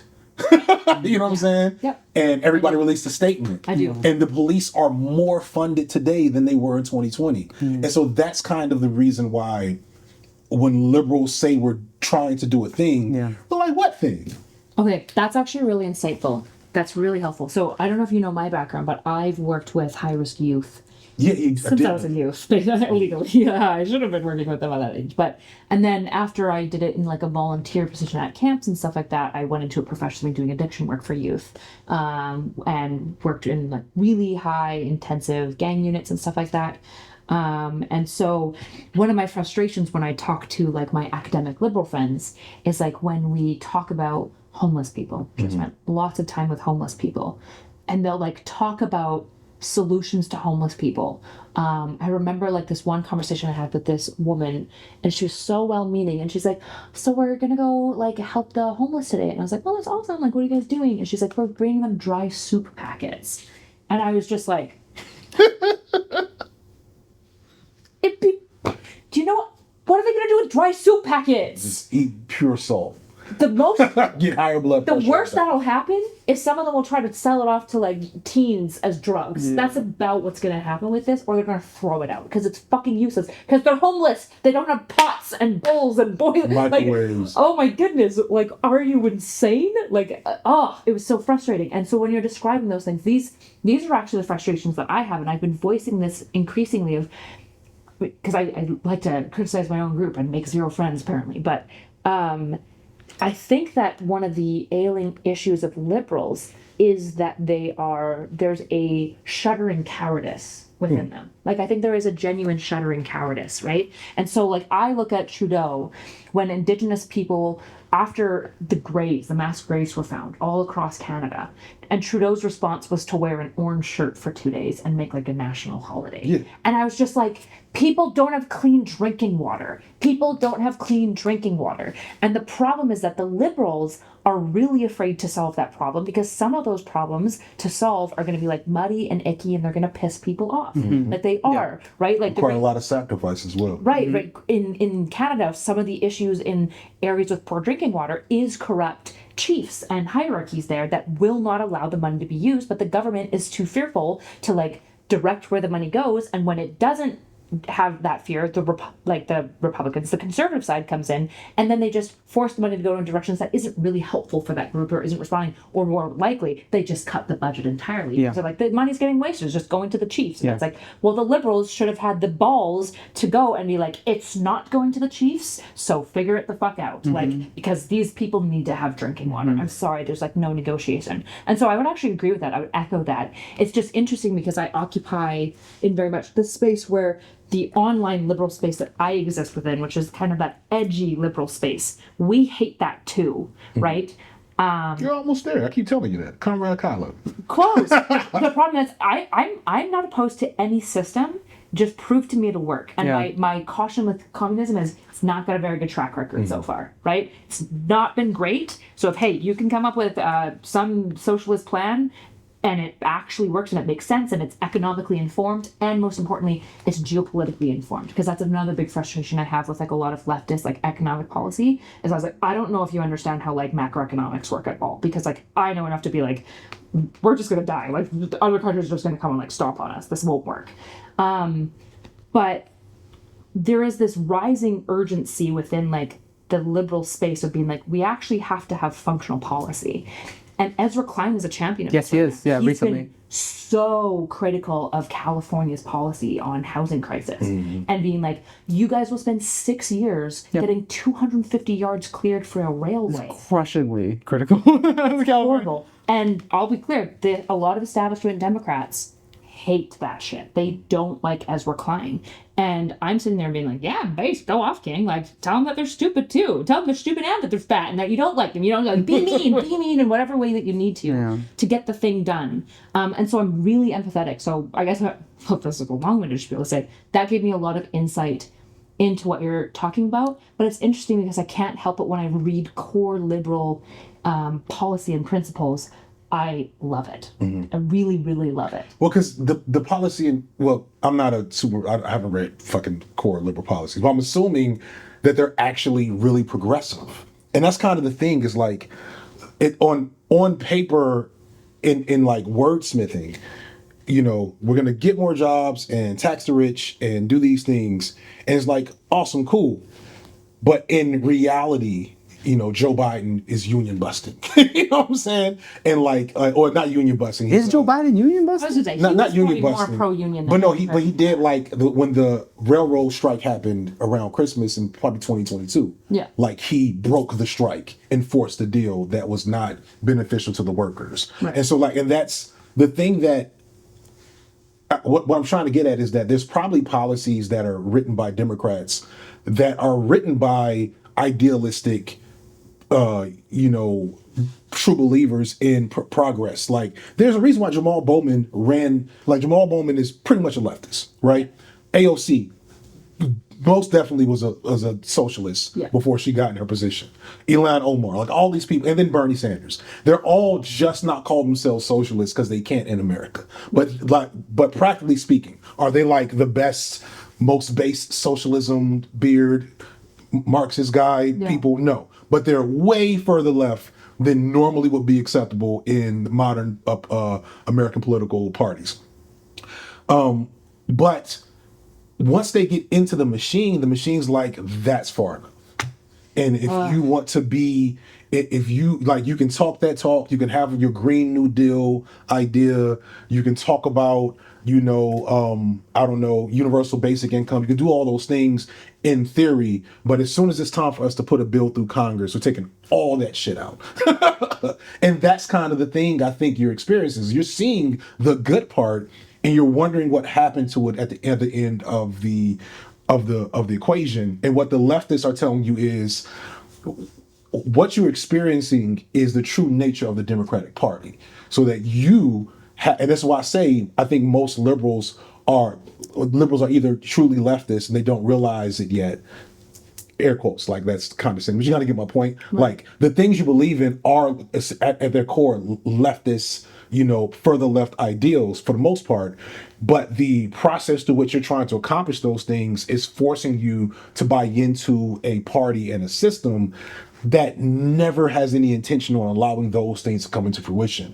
Its only goal is to kind of gaslight you into thinking the thing you started with is the bullshit they came up with at the end of the equation. You know what I'm saying? I'm not sure. I'm not sure where I fall on that, because like Joe Biden, like I think I don't know anything about the union busting situation, so I won't even comment. I'll just take your word for it. But also, he passed and pushed more policy that was pro-worker, pro-labor, and pro-union than I think any president that we've had in 20 years. He was incredible for the union, and so people will be like, yeah, but a union busted there, and I'm like, but he also did all this really good shit for unions. And also, I'm not going to lie, I'm not a dogmatic unionist. I think unions can be good and unions can be bad. As a worker that was unionized, I hated my fucking union. I hated them with all of my soul because they had negotiated horrible contracts for us and were taking a massive percentage of my pay cut, and I was seeing nothing from them, right? And so, like... Not to mention also the genuine pragmatic... I read Obama's biography. That's just one strange... That was before I even read books. That's just something I happened to do at some point. I don't know why. Yeah. But like, just reading through, and I know it's like this, it's Obama's fucking autobiography, but like reading through the decision of like you and Ben was talking about this morning, right? Of like, bail out the banks or not in the '08 crash, right? And like, there's that feeling of like, like destruction is obviously deserved. Let it burn. We have to like, consequences and let things happen. And then there's the genuine, like, what does that do? Like, to people now, to like you and like your kids, what does it do to you, right? And as I'm saying that in terms of like the end of a strike or something, you know what I mean? And I'm saying that's just always obviously a tension, right? When you're like, okay, every grocery store is going on strike, no food now. Right. And you're like, well, so it goes. And it's like, what about the paycheck to paycheck person that doesn't follow politics and they're just like, you're just killing them. Like, there's that thing you should worry about. What you can do is so Obama could have bailed out the banks and then put in actual policy moves to stop that shit from happening. Exactly. And bailed out regular people. Exactly. He only bailed out the banks. I know. And he had it's always okay. And remind me, I'm not American and I don't know anything about this. I'm also young, but no, I was asking like, so did he have like a majority house? Like, I don't know what house. Everything. He could just pass shit. He could have wiped his ass with a bill. I really, I don't like, I could do, and often I think that I probably, there's something I'm not getting. There's gotta be, right? And most of the time I would assume it's such, because this is like most things, right? I'm like, why doesn't the car go? I want the car to go. But like when someone has they could just pass anything and they don't even have to ask the other side, and then they don't? Are they being nice, or is there a problem? What's going on? Okay. This is what this is why we're mean. Okay, so wrestle with this, because I know what the liberal argument is for this, and I think it's a reasonable argument, but I think there's problems in it. Number one, how to regulate this industry is not obvious. The modern theory of like money essentially is a nightmare. It's horrifying, right? We don't even know how to begin regulating when we talk about like the golden era of capitalism in the 60s, right, which is talked about, and they're like, well, we taxed them 90%. Yeah. We could. It was a different universe. I don't know how you tax unrealized assets, and nobody's gonna. Yeah, we've got many steps deep in abstraction. Yeah. Exactly, right. When we're talking about these guys buying these prime mortgages, right? These hedge funders didn't fucking know what they were buying. Because money is an enigma. Yeah, so it's not real. A big problem that we run into, for example, like everyone's like, why did he bail out the banks? It's like, you had to bail out the banks, or the country would topple overnight. You had to bail out the banks. The issue is that I agree, there was no policy instated to go, so we're not doing subprime mortgages anymore. Yeah, like we're not going to do that again, right? We have to do something. Lots of people who advocate for more lower income individuals were like, what the fuck? If you don't give subprime mortgages, then these people can't get mortgages. Which is true. Right. And so then the bank goes, well, we're not going to loosen our policy and start betting money on people with like really poor credit scores because it's going to default on their loans and we're going to lose money. And so it's like, it's this tricky thing where this is where the liberal sits there and they go, okay, that's kind of true and that's kind of true. The good liberal. So, and then they go, how do you regulate this effectively? Yeah, I think it's also the wall that like leftists hit. You know, we talk about like you gotta go. No. Okay. Oh, well, I do, but like, I'm not like right now. I was just checking to see like how late am I? What time is it? Because it's 10:15. I completely lost track of time. I was like, I'll be out here at 10. But I haven't gotten a call or a text yet. I haven't got a call or a text. I haven't got a call or a text yet. So you know how like the whatever the average person will hit a wall at some point where they encounter, like, let's say whatever, you're like anti Kamala because she's not sufficiently pro-Palestine and you're pro-Palestine, and then you like are like, fuck it, maybe Trump and rip it all up and maybe he's actually God, Emperor, King like everyone says and something, and then you hit the moment where he's like, actually let's build a parking lot over top of the entire nation. Then like so that's the wall you hit where you're like, wait, fuck, I encountered real consequences. I think that leftists also have like a wall that they hit eventually, and it's sometimes where this blind sort of like even like thinking about, okay, so how do we do it? How do we like do something radical without harming poor people, that even a lot of poor people that don't give a fuck about politics, right? How do you do that? And then the answer is like, well, cut off like Jeff Bezos' head and pour his blood into a flask, and then we'll just give a sip to every starving child, and they'll all become working class or whatever. And like I think the wall that you also hit there is that. Let's start with Musk. Just saying. Oh yeah, of course, yeah. But I think, Musk is the worst example in this circumstance. The reason it's Jeff Bezos is because I think also you hit a wall where it's like, wait, Amazon, that's my life. Like I use that. I use that shit. You know what I mean? Yeah. Which is. I think actually with Elon Musk, I'm much more critical actually of the speculative space shit and like the speculative finance stuff. Like I was talking about earlier, like with like AI stuff, and like no one asked for it. This is just VC people propping each other up to keep the sort of money machine going. And if you did actually just go like whoop, then like, and it's like vanish that shit. Who loses? Like who actually loses shit besides your money that's in the stock market? Which again, but like, you know what I mean? Like actually materially, that's not going to harm you. And I think this is wall of like whatever, like destroy the banks, like fuck it, burn it down, they screwed us over. But then like, do you know how much of your life is reliant on? But the thing is, it's not specifically like for non-accelerationists, like people thinking through and living in the material. Like my mentors would never say, let's destroy all the banks and like burn it all down. Well, some of them might, but like for the most part, they don't really want that because they understand the first people to suffer will be the people at the bottom, will be black people. Do they think about? Are they talking about publicizing though? Are they talking about government control over things? They're talking about massive wealth redistribution through whatever possible means. Yep. They're talking about building a political apparatus that can actually do the thing as opposed to be compromised at the top levels, even when they have all the power. And so in some situations, that might mean government controlled and planned economies. Now, I can't talk about that effectively, so don't ask me any follow-up questions about what a planned economy looks like. No, I wasn't going to. I actually wanted to ask about the redistributive wealth to see if we had more specifics in there. But to get back to the meat of the, like, where we go, it's not so much let the banks burn, it's do more things for us. You bailed out the banks only lost money because we're poor. You know what I'm saying? Like, we couldn't pay our mortgages, and that's why the banks defaulted, and then you have to bail them out. But if you'd have bailed us out, it'll work out everything else. Or if you want to bail the banks out, give us a thing. COVID hit. Suddenly everybody had money for checks. all the, like, one of the biggest, like, fuck yous that happened during COVID was seeing all of these barriers to behavioral health resources in Georgia nationwide suddenly be taken down just because we're on lockdown, everything's electronic now. So you know what? We didn't really want you guys to like do telehealth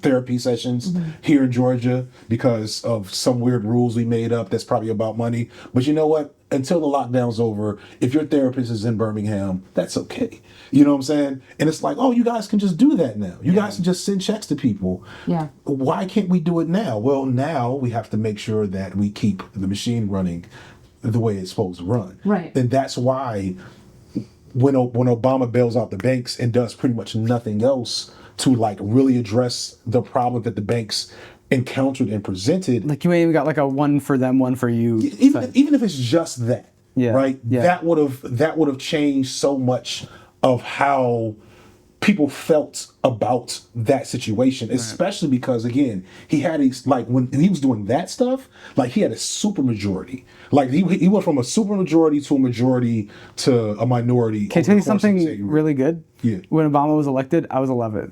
All right. I just knew that bothered you, so I wanted to say it. When it comes to like what we're talking about here, Excuse me. Sorry. would I guess what I'm curious of, and so say Obama did both, because one thing that's really important to understand in like government money is that like the U.S.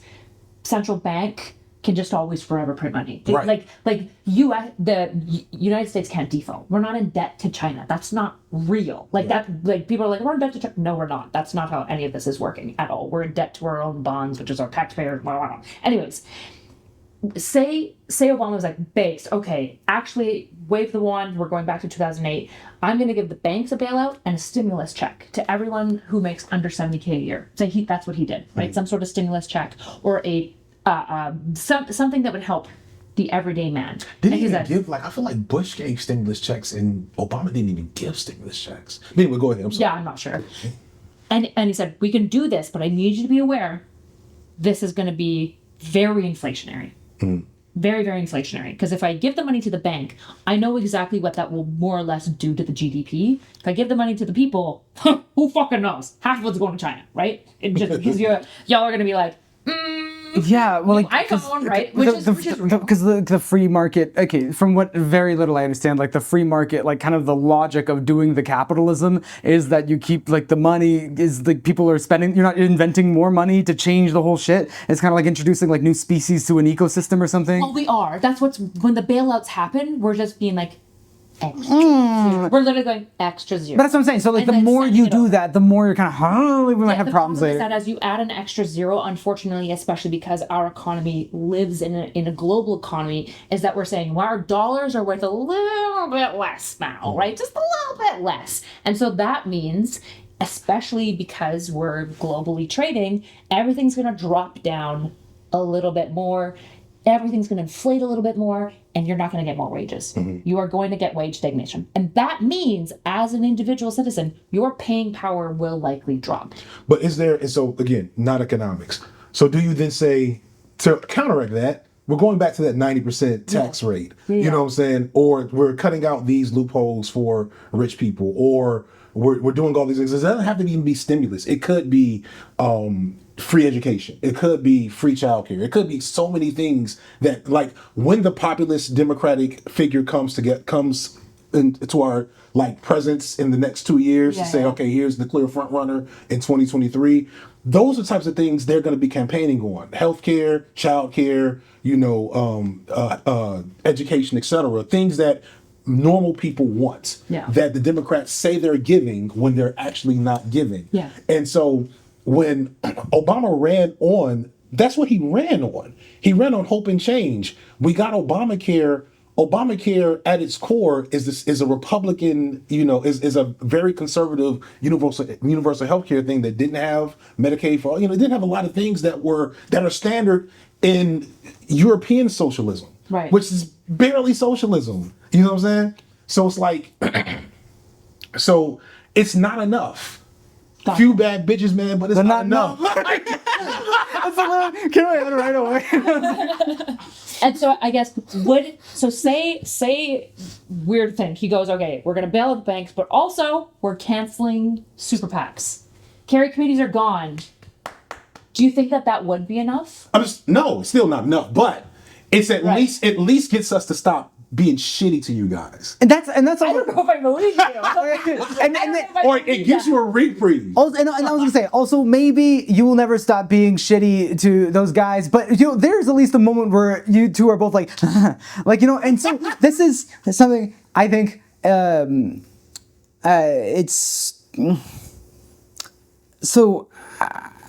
How do you mobilize people? Like, how do you get like a really large amount of people to do something?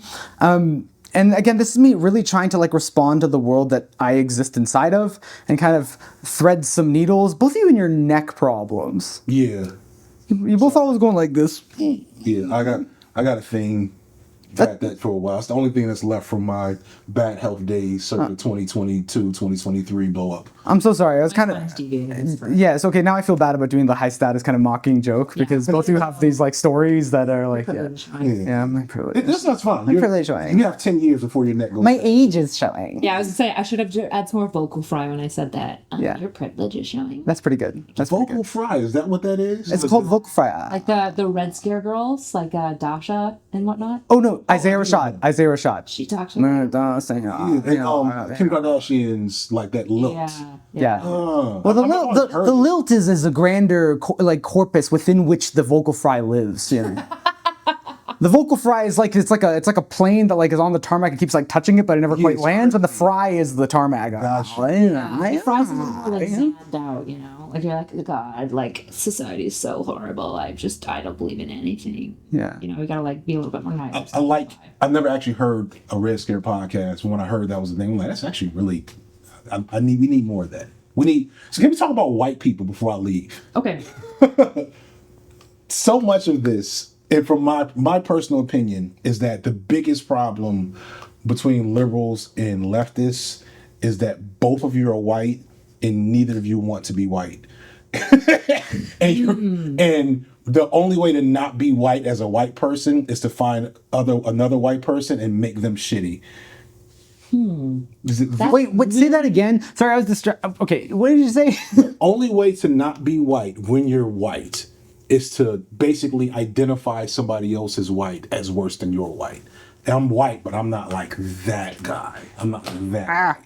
Right. Yeah, right. Champagne socialist. I'm not. You're right. That's really interesting. I don't know if that appeals to me, but again, I don't fall neatly into the liberal land, right? Like, for example, I was telling CJ before, my audience is almost like at least my Discord is about 40% men of color, specifically black men, right? And so I don't really exist in this space too strongly, like white guilt, but I agree it's an interesting idea. You're probably not it's probably not. You're probably feeling it, but not doing it as much. Is the vibe I get from you. If you were more white, I wouldn't like you. Does that make sense? Yeah, I probably would be married to my husband. Possibly. I forgot you have a black husband. Yeah. You got like resilience. Like this is your thing. You got resilience and principles, and that's actually kind of the thing that I was honestly veering towards is like the comfort with discomfort. Okay, never mind. I'll talk about it later. Probably what you might even feel is you'd probably find me icky like 6 years ago, like before. Well, wait, I've been married for 7 years. Okay, wait, 8 years ago. To be clear, being married to a black person does not make you less white or less possible to be icky, but you can't. It is an indicator. It is an intimate experience. What it did is it made me. So this is something I talk to my liberal white friends about a lot. Is being like, look, we got to talk about white preferentialism, right? Because what you don't realize is that when you say white doesn't have a culture, what you're really saying is that you don't realize that your culture is the cultural hegemon. Right. It's the dominant culture, and you just assume it's right. That's white preferentialism, right? And I had to be confronted with that all the time because Nick is very anti a lot of certain dumb, cringe white cultural shit. That I was like, oh yeah, I guess it is weird to be told by your parents you're late for family dinner when it's it's just like a hangout, you know, that's weird. But my family would get mad. We're like, we said 3:45, and we'd arrive at 4:30, and Nick would be like, this is weird because when I go to his family side, it's all Jamaicans where they're like, hey, you showed up. And you showed up, and food's still here. Yeah, exactly, right? And I was like, oh, that's a classic example of white preferentialism that we're not really Never heard that term, but I'm about to learn it. We're not comfortable. It's a term me and Nick made up because if you say white supremacy, everyone just gets uncomfortable with it now. And I think it's a little bit different because when you look at the right, for example, you see a little bit more white supremacy where you're really saying like whites are better than black people specifically, right? Whereas white preferentialism is just being like, I just like white shit more, and the black stuff makes me uncomfortable. I don't think it's bad. I just want it to exist on my terms at all times. Like, why are you so loud? Why are you so loud all the time? Right. It's fine. This thing you're doing is really cool. I want to do it, but I don't want you guys to think that you have anything to do with it. So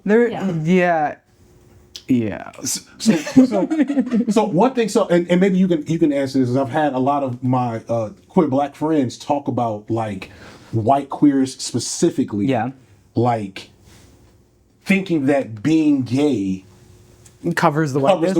I made it out. I'm free. Yeah, right. I made it out. I'm not white anymore. I'm gay. It's really interesting. And I think leftists, this is a huge problem for white leftists, a huge problem, because they'll read all the books, they'll know all the buzzwords, they'll police you on them. That's probably what you're getting a lot is like. I was just gonna say it's usually white leftists that are getting peppered. Because black leftists don't fuck with white leftists that much because we know how this works. We've seen this. There's like a long legacy of black leftist criticism to this behavior because it's like I think we talked again, the conversation that happened the other day, but your journey toward left started in a class and mine started in class struggle. And like that creates a whole different approach to the politics and like what the politics are for. And I personally think the biggest thing going on between the left and between left, well, not the biggest thing right now is Palestine, but like the biggest like ongoing long-standing thing, the meta game is leftists realize they would be a better white and less white by going further left, and they're using that standpoint to satisfy their white guilt and their white whatever by constantly attacking and policing liberals. Yeah. And liberals do kind of suck. So like, who's going to defend them? You know what I'm saying? Who's going to be like, well, can you guys just like get over it and like, can we go to this meeting or can we do this event? And it's like, can you not make it weird and can you not annoy us? You know, like all this stuff is happening. It's a meta. I think when you said meta is actually a really good way to describe it. It's a meta conflict within the politics that I don't think has been brought out enough because I'm one of the few black folks that bother like talking to special white people in public, and like have the interest in even examining it. Yeah. So yeah, I think that's a big part that it's not even really policy related. It's just the interaction between these groups has a tension around race, specifically in America, that is not being addressed because like it's two groups of white people. You don't even understand what race is out of the context of black and white. It's just white and white. Like white isn't a race. It's a color. You know what I'm saying? Like black isn't a race. It's a color, but it has a whole different set of standards and like history that only exists because white had to exist. And I'm getting real esoteric. Mm-hmm. But I made a mini documentary you can find on Nebula right now called Talking to White People. And if you want to hear me explain this in further detail, buy that so I can get a bigger budget from that. Did we say you could plug something? No. So just like, but I had to. But I didn't plug it earlier. But then, like, you know, now that we're here, now that I'm talking about this, No. I'm go for it. You're That's really interesting, especially the more that we're talking about it. It's interesting because I'm like, I feel like when I hear leftists talk about liberals, I'm being like, where? Like, that's not what I think. Right. But I also realize, I don't know if you read Scott Alexander or Slate Star Codex or anything like that, but he's a really good example of, like, there's this new bubbling, quiet wave of liberals that are sick of the NIMBYism that you're kind of talking about, right? Mm-hmm. The status quo NIMBYism. But they're like, you know what? The far left, I don't know. You guys are kind of crazy. I don't know about all that shit. But we need to stop being pathetic. We need to stop being cowards. Yeah. And so like when you're describing like a number of these things, right? Like some of like the white tension that you probably feel from me is also just like the nervous social anxiety being like, oh gosh, there's also this racial element and we don't really have this in Canada and I don't know what the social scripts are and I don't want to fuck it up, right? And I think what's interesting is you're describing much like the liberal policy of like having like a shirt, for example. Most people in my space, in like the liberal space that I tend to occupy, blame the leftists, like the progressives for that. They're like, that's what progressives want. It's just some performative bullshit. That's not what we want as the liberals. We want actual policy that works. Right. And they want, and so it's interesting in that They want a shirt that represents those politics in theory. No. I genuinely would believe a lot of the liberals in my space. They want the policy. They don't give a fuck about. No. I mean, like the other people want the shirt. Yes. Like that's what they think. But it sounds like the progressives think that it's the liberals that want the shirt. And so it's like, wait, none of you want the shirt? Where'd the shirt come from? Where'd the shirt come from? Shirt, you know? Yeah. Well, I think both of you want the shirt. I Well, not you in particular, but I think so. No, I think my sphere, at least, but again, I might be occupying a subculture of liberal because I know for a fact that mine, but I know a lot of like my DNC, like more Democrat staffer friends, they fucking love that shirt. And I'm always just like, Because the shirt is the both identity. both of you are quite material and like not satisfied with aesthetics. I think that's really the thing to slice upon the line of. Like if we like descend from the realm of sort of abstract ideal like concepts, you know what I mean, or identities, like the leftist and the liberal, which is again something that I think Ezra Klein is like working in the correct world on, where it's like, and that's why I talk about pragmatism so much, is like if you reduce it down from like the liberals and the leftists and what they want and trying to be objective about these categories down to like, you just zoom all the way the fuck in until you find an issue, like an actual thing. Because if I say dismantle capitalism, cool. What do you mean? What's the next step? You know, please, like, do you have anything? You know, you ask 3 more questions and suddenly you're having an interesting conversation. And I think if you zoom in, I really do think you can cut across kind of this like, okay, so there's the liberals and then there's like the leftists. It's like you could like subdivide both of them and then there's like this streak in the middle that's like half of them and half of them. Then when you get down to an individual issue beyond sort of allegiance to abstract conceptual identity, where it's like, this is, you know, an extreme focus on material actual changes, you know? And I think both of you, like ideologically and philosophically within your factions are like, tend to be a similar force. I think a lot of time, like what, it's something I sometimes talk about, you know, like PF Young, like sometimes I do some talking to like a lot of center-right, center people. Yeah, I don't do a lot of sort of like what, love PF Young. Deprogramming or the fuck, like I don't do a lot of debate or anything like that. Right. It's just like in the thing that I do, for some reason, I'm finding I'm having a lot of center all the way to left people are all attracted to it. Right. And so I get to speak to these people and part and one of the things that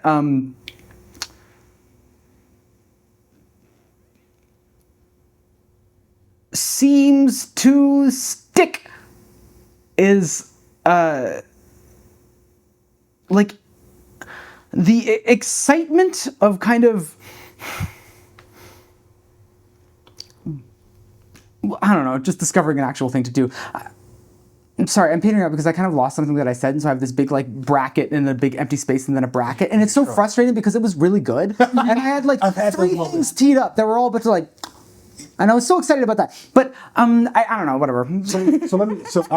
I don't think I did the best job of explaining the thing earlier with like the white identity politics of liberals versus leftists. Sure. And so I thought of a example that I think might help illustrate it better. Okay. So in America, and you probably have this in Canada as well, there are these signs that if you ride around, we probably don't see them as much now, but like post Trump, like first term, 2016 to maybe a couple of years ago, probably started seeing them less in like 2020 after the uprisings. You're in these gentrifying Atlanta neighborhoods or gentrifying neighborhoods anywhere. There's these signs and it says, in this house, love is love and Black Lives Matter and, you know, all baby something and are trans. Like this, like here is, and it's like all in these colors and it's black and it's in the front of the house. Yep. And it's also like paper clips. That was a thing that happened after Trump won, and then this time around it was blue bracelets. And I'm like, we just roasted you all for doing this 6 years ago with the 4 years ago with the paper clips, and you're doing it again with blue bracelets. Thankfully they shut that down quicker than the paper clips did. But it becomes a way for people with white guilt, or white people with white guilt, like people with white guilt, like there's like Asians with white guilt. Well, maybe. I don't know. Anyway, it becomes this way for people with white guilt to separate themselves from that feeling artificially without having done anything material to address the problem. Shout out to Hank Green and Break Bread. He said, or I don't know if he said it in the video or if he said it like in the interview and I didn't use it, but one of the better things he said that I thought really helps illustrate it is that when he's around his white liberal peers and addressing and talking about racism, what he realized is that what people really want is to be in a situation where they don't have to think about it anymore. They don't want to actually change the problem or address the problem to fix it permanently. They don't want to do the real requirements to address the challenge of racism in America. They want to do just enough so that they don't have to be reminded that that's a problem that exists elsewhere outside of them, because it's not like they are actually engaged with black people. When they are reminded, they can be like, what do you mean? I put a black square on my Instagram. Exactly. And so it's almost like the scene in Fight Club where they both realize they're faking in that support group. Mm-hmm. That is, I think, white leftists and white liberals. That both groups realize that politically and ideologically, the vast majority, this probably doesn't include you, the vast majority are unserious. And the only way for them to continue to get away with that self-delusion is to make sure I identify this person as unserious first before somebody does that to me. And that's how we get canceling ContraPoints and Lindsay Ellis. Right. You know what I'm saying? Yeah. That's how we get insert probably several other leftish cancellations. Like completely reasonable. That's how we get cancel culture in general, because it's how do I show my goodness by identifying the badness in someone else? Yeah. Right. Yeah. A big frustration that I have with like this performativity that I often run into trouble with is that I'm very disinterested in caring about all things. I'm going to care about the things that I care about, right? I think because of my husband, I have a really soft spot for Black culture specifically. I actually just really love Black culture, like a lot of elements of it. And I'm really comfortable being like, I know I'm not a part of it, right? I'm not going to lie. I don't feel comfortable doing advocacy for people who can do it themselves. I think it's very belittling and patronizing, which is why by and large on a bunch of like for example, like Black topics, I'm basically never going to talk about it at length, because what the fuck am I going to say that's going to be better than somebody else, right? In the case of like trans topics, I'll speak to the femme experience of it because I think I can be really helpful in that way. But the reality is like, they're all adults. They can self-advocate, right? I'm not interested in doing this fake performance being like, gosh, I care about all these pet things. Because I'm like, no, I care about the things I care about. I care a lot about gender dynamics and having a better life. I care a lot about men's mental health, because if we don't save their hearts, they're going to kill us. And I care about them, right? But the stakes are high. And I care a lot about breaking down icky parts of like old Protestant culture as a Christian who looks at it and goes, I'm really sorry that my faith did this to you guys. Let's try to make it better. Those are the things I personally care about. And democracy, I suppose. I'm getting pretty passionate about that right now. But I'm not interested in performing on the rest. I don't even want to talk about it. I don't even want to debate on it. Like, I'm just not interested. They're not my topics. But I'm going to get in trouble if I don't perform on those things. And I basically am just like, I basically do like the Ben Jordan, like, shut up, shut the fuck up. I'm not interested in talking about it.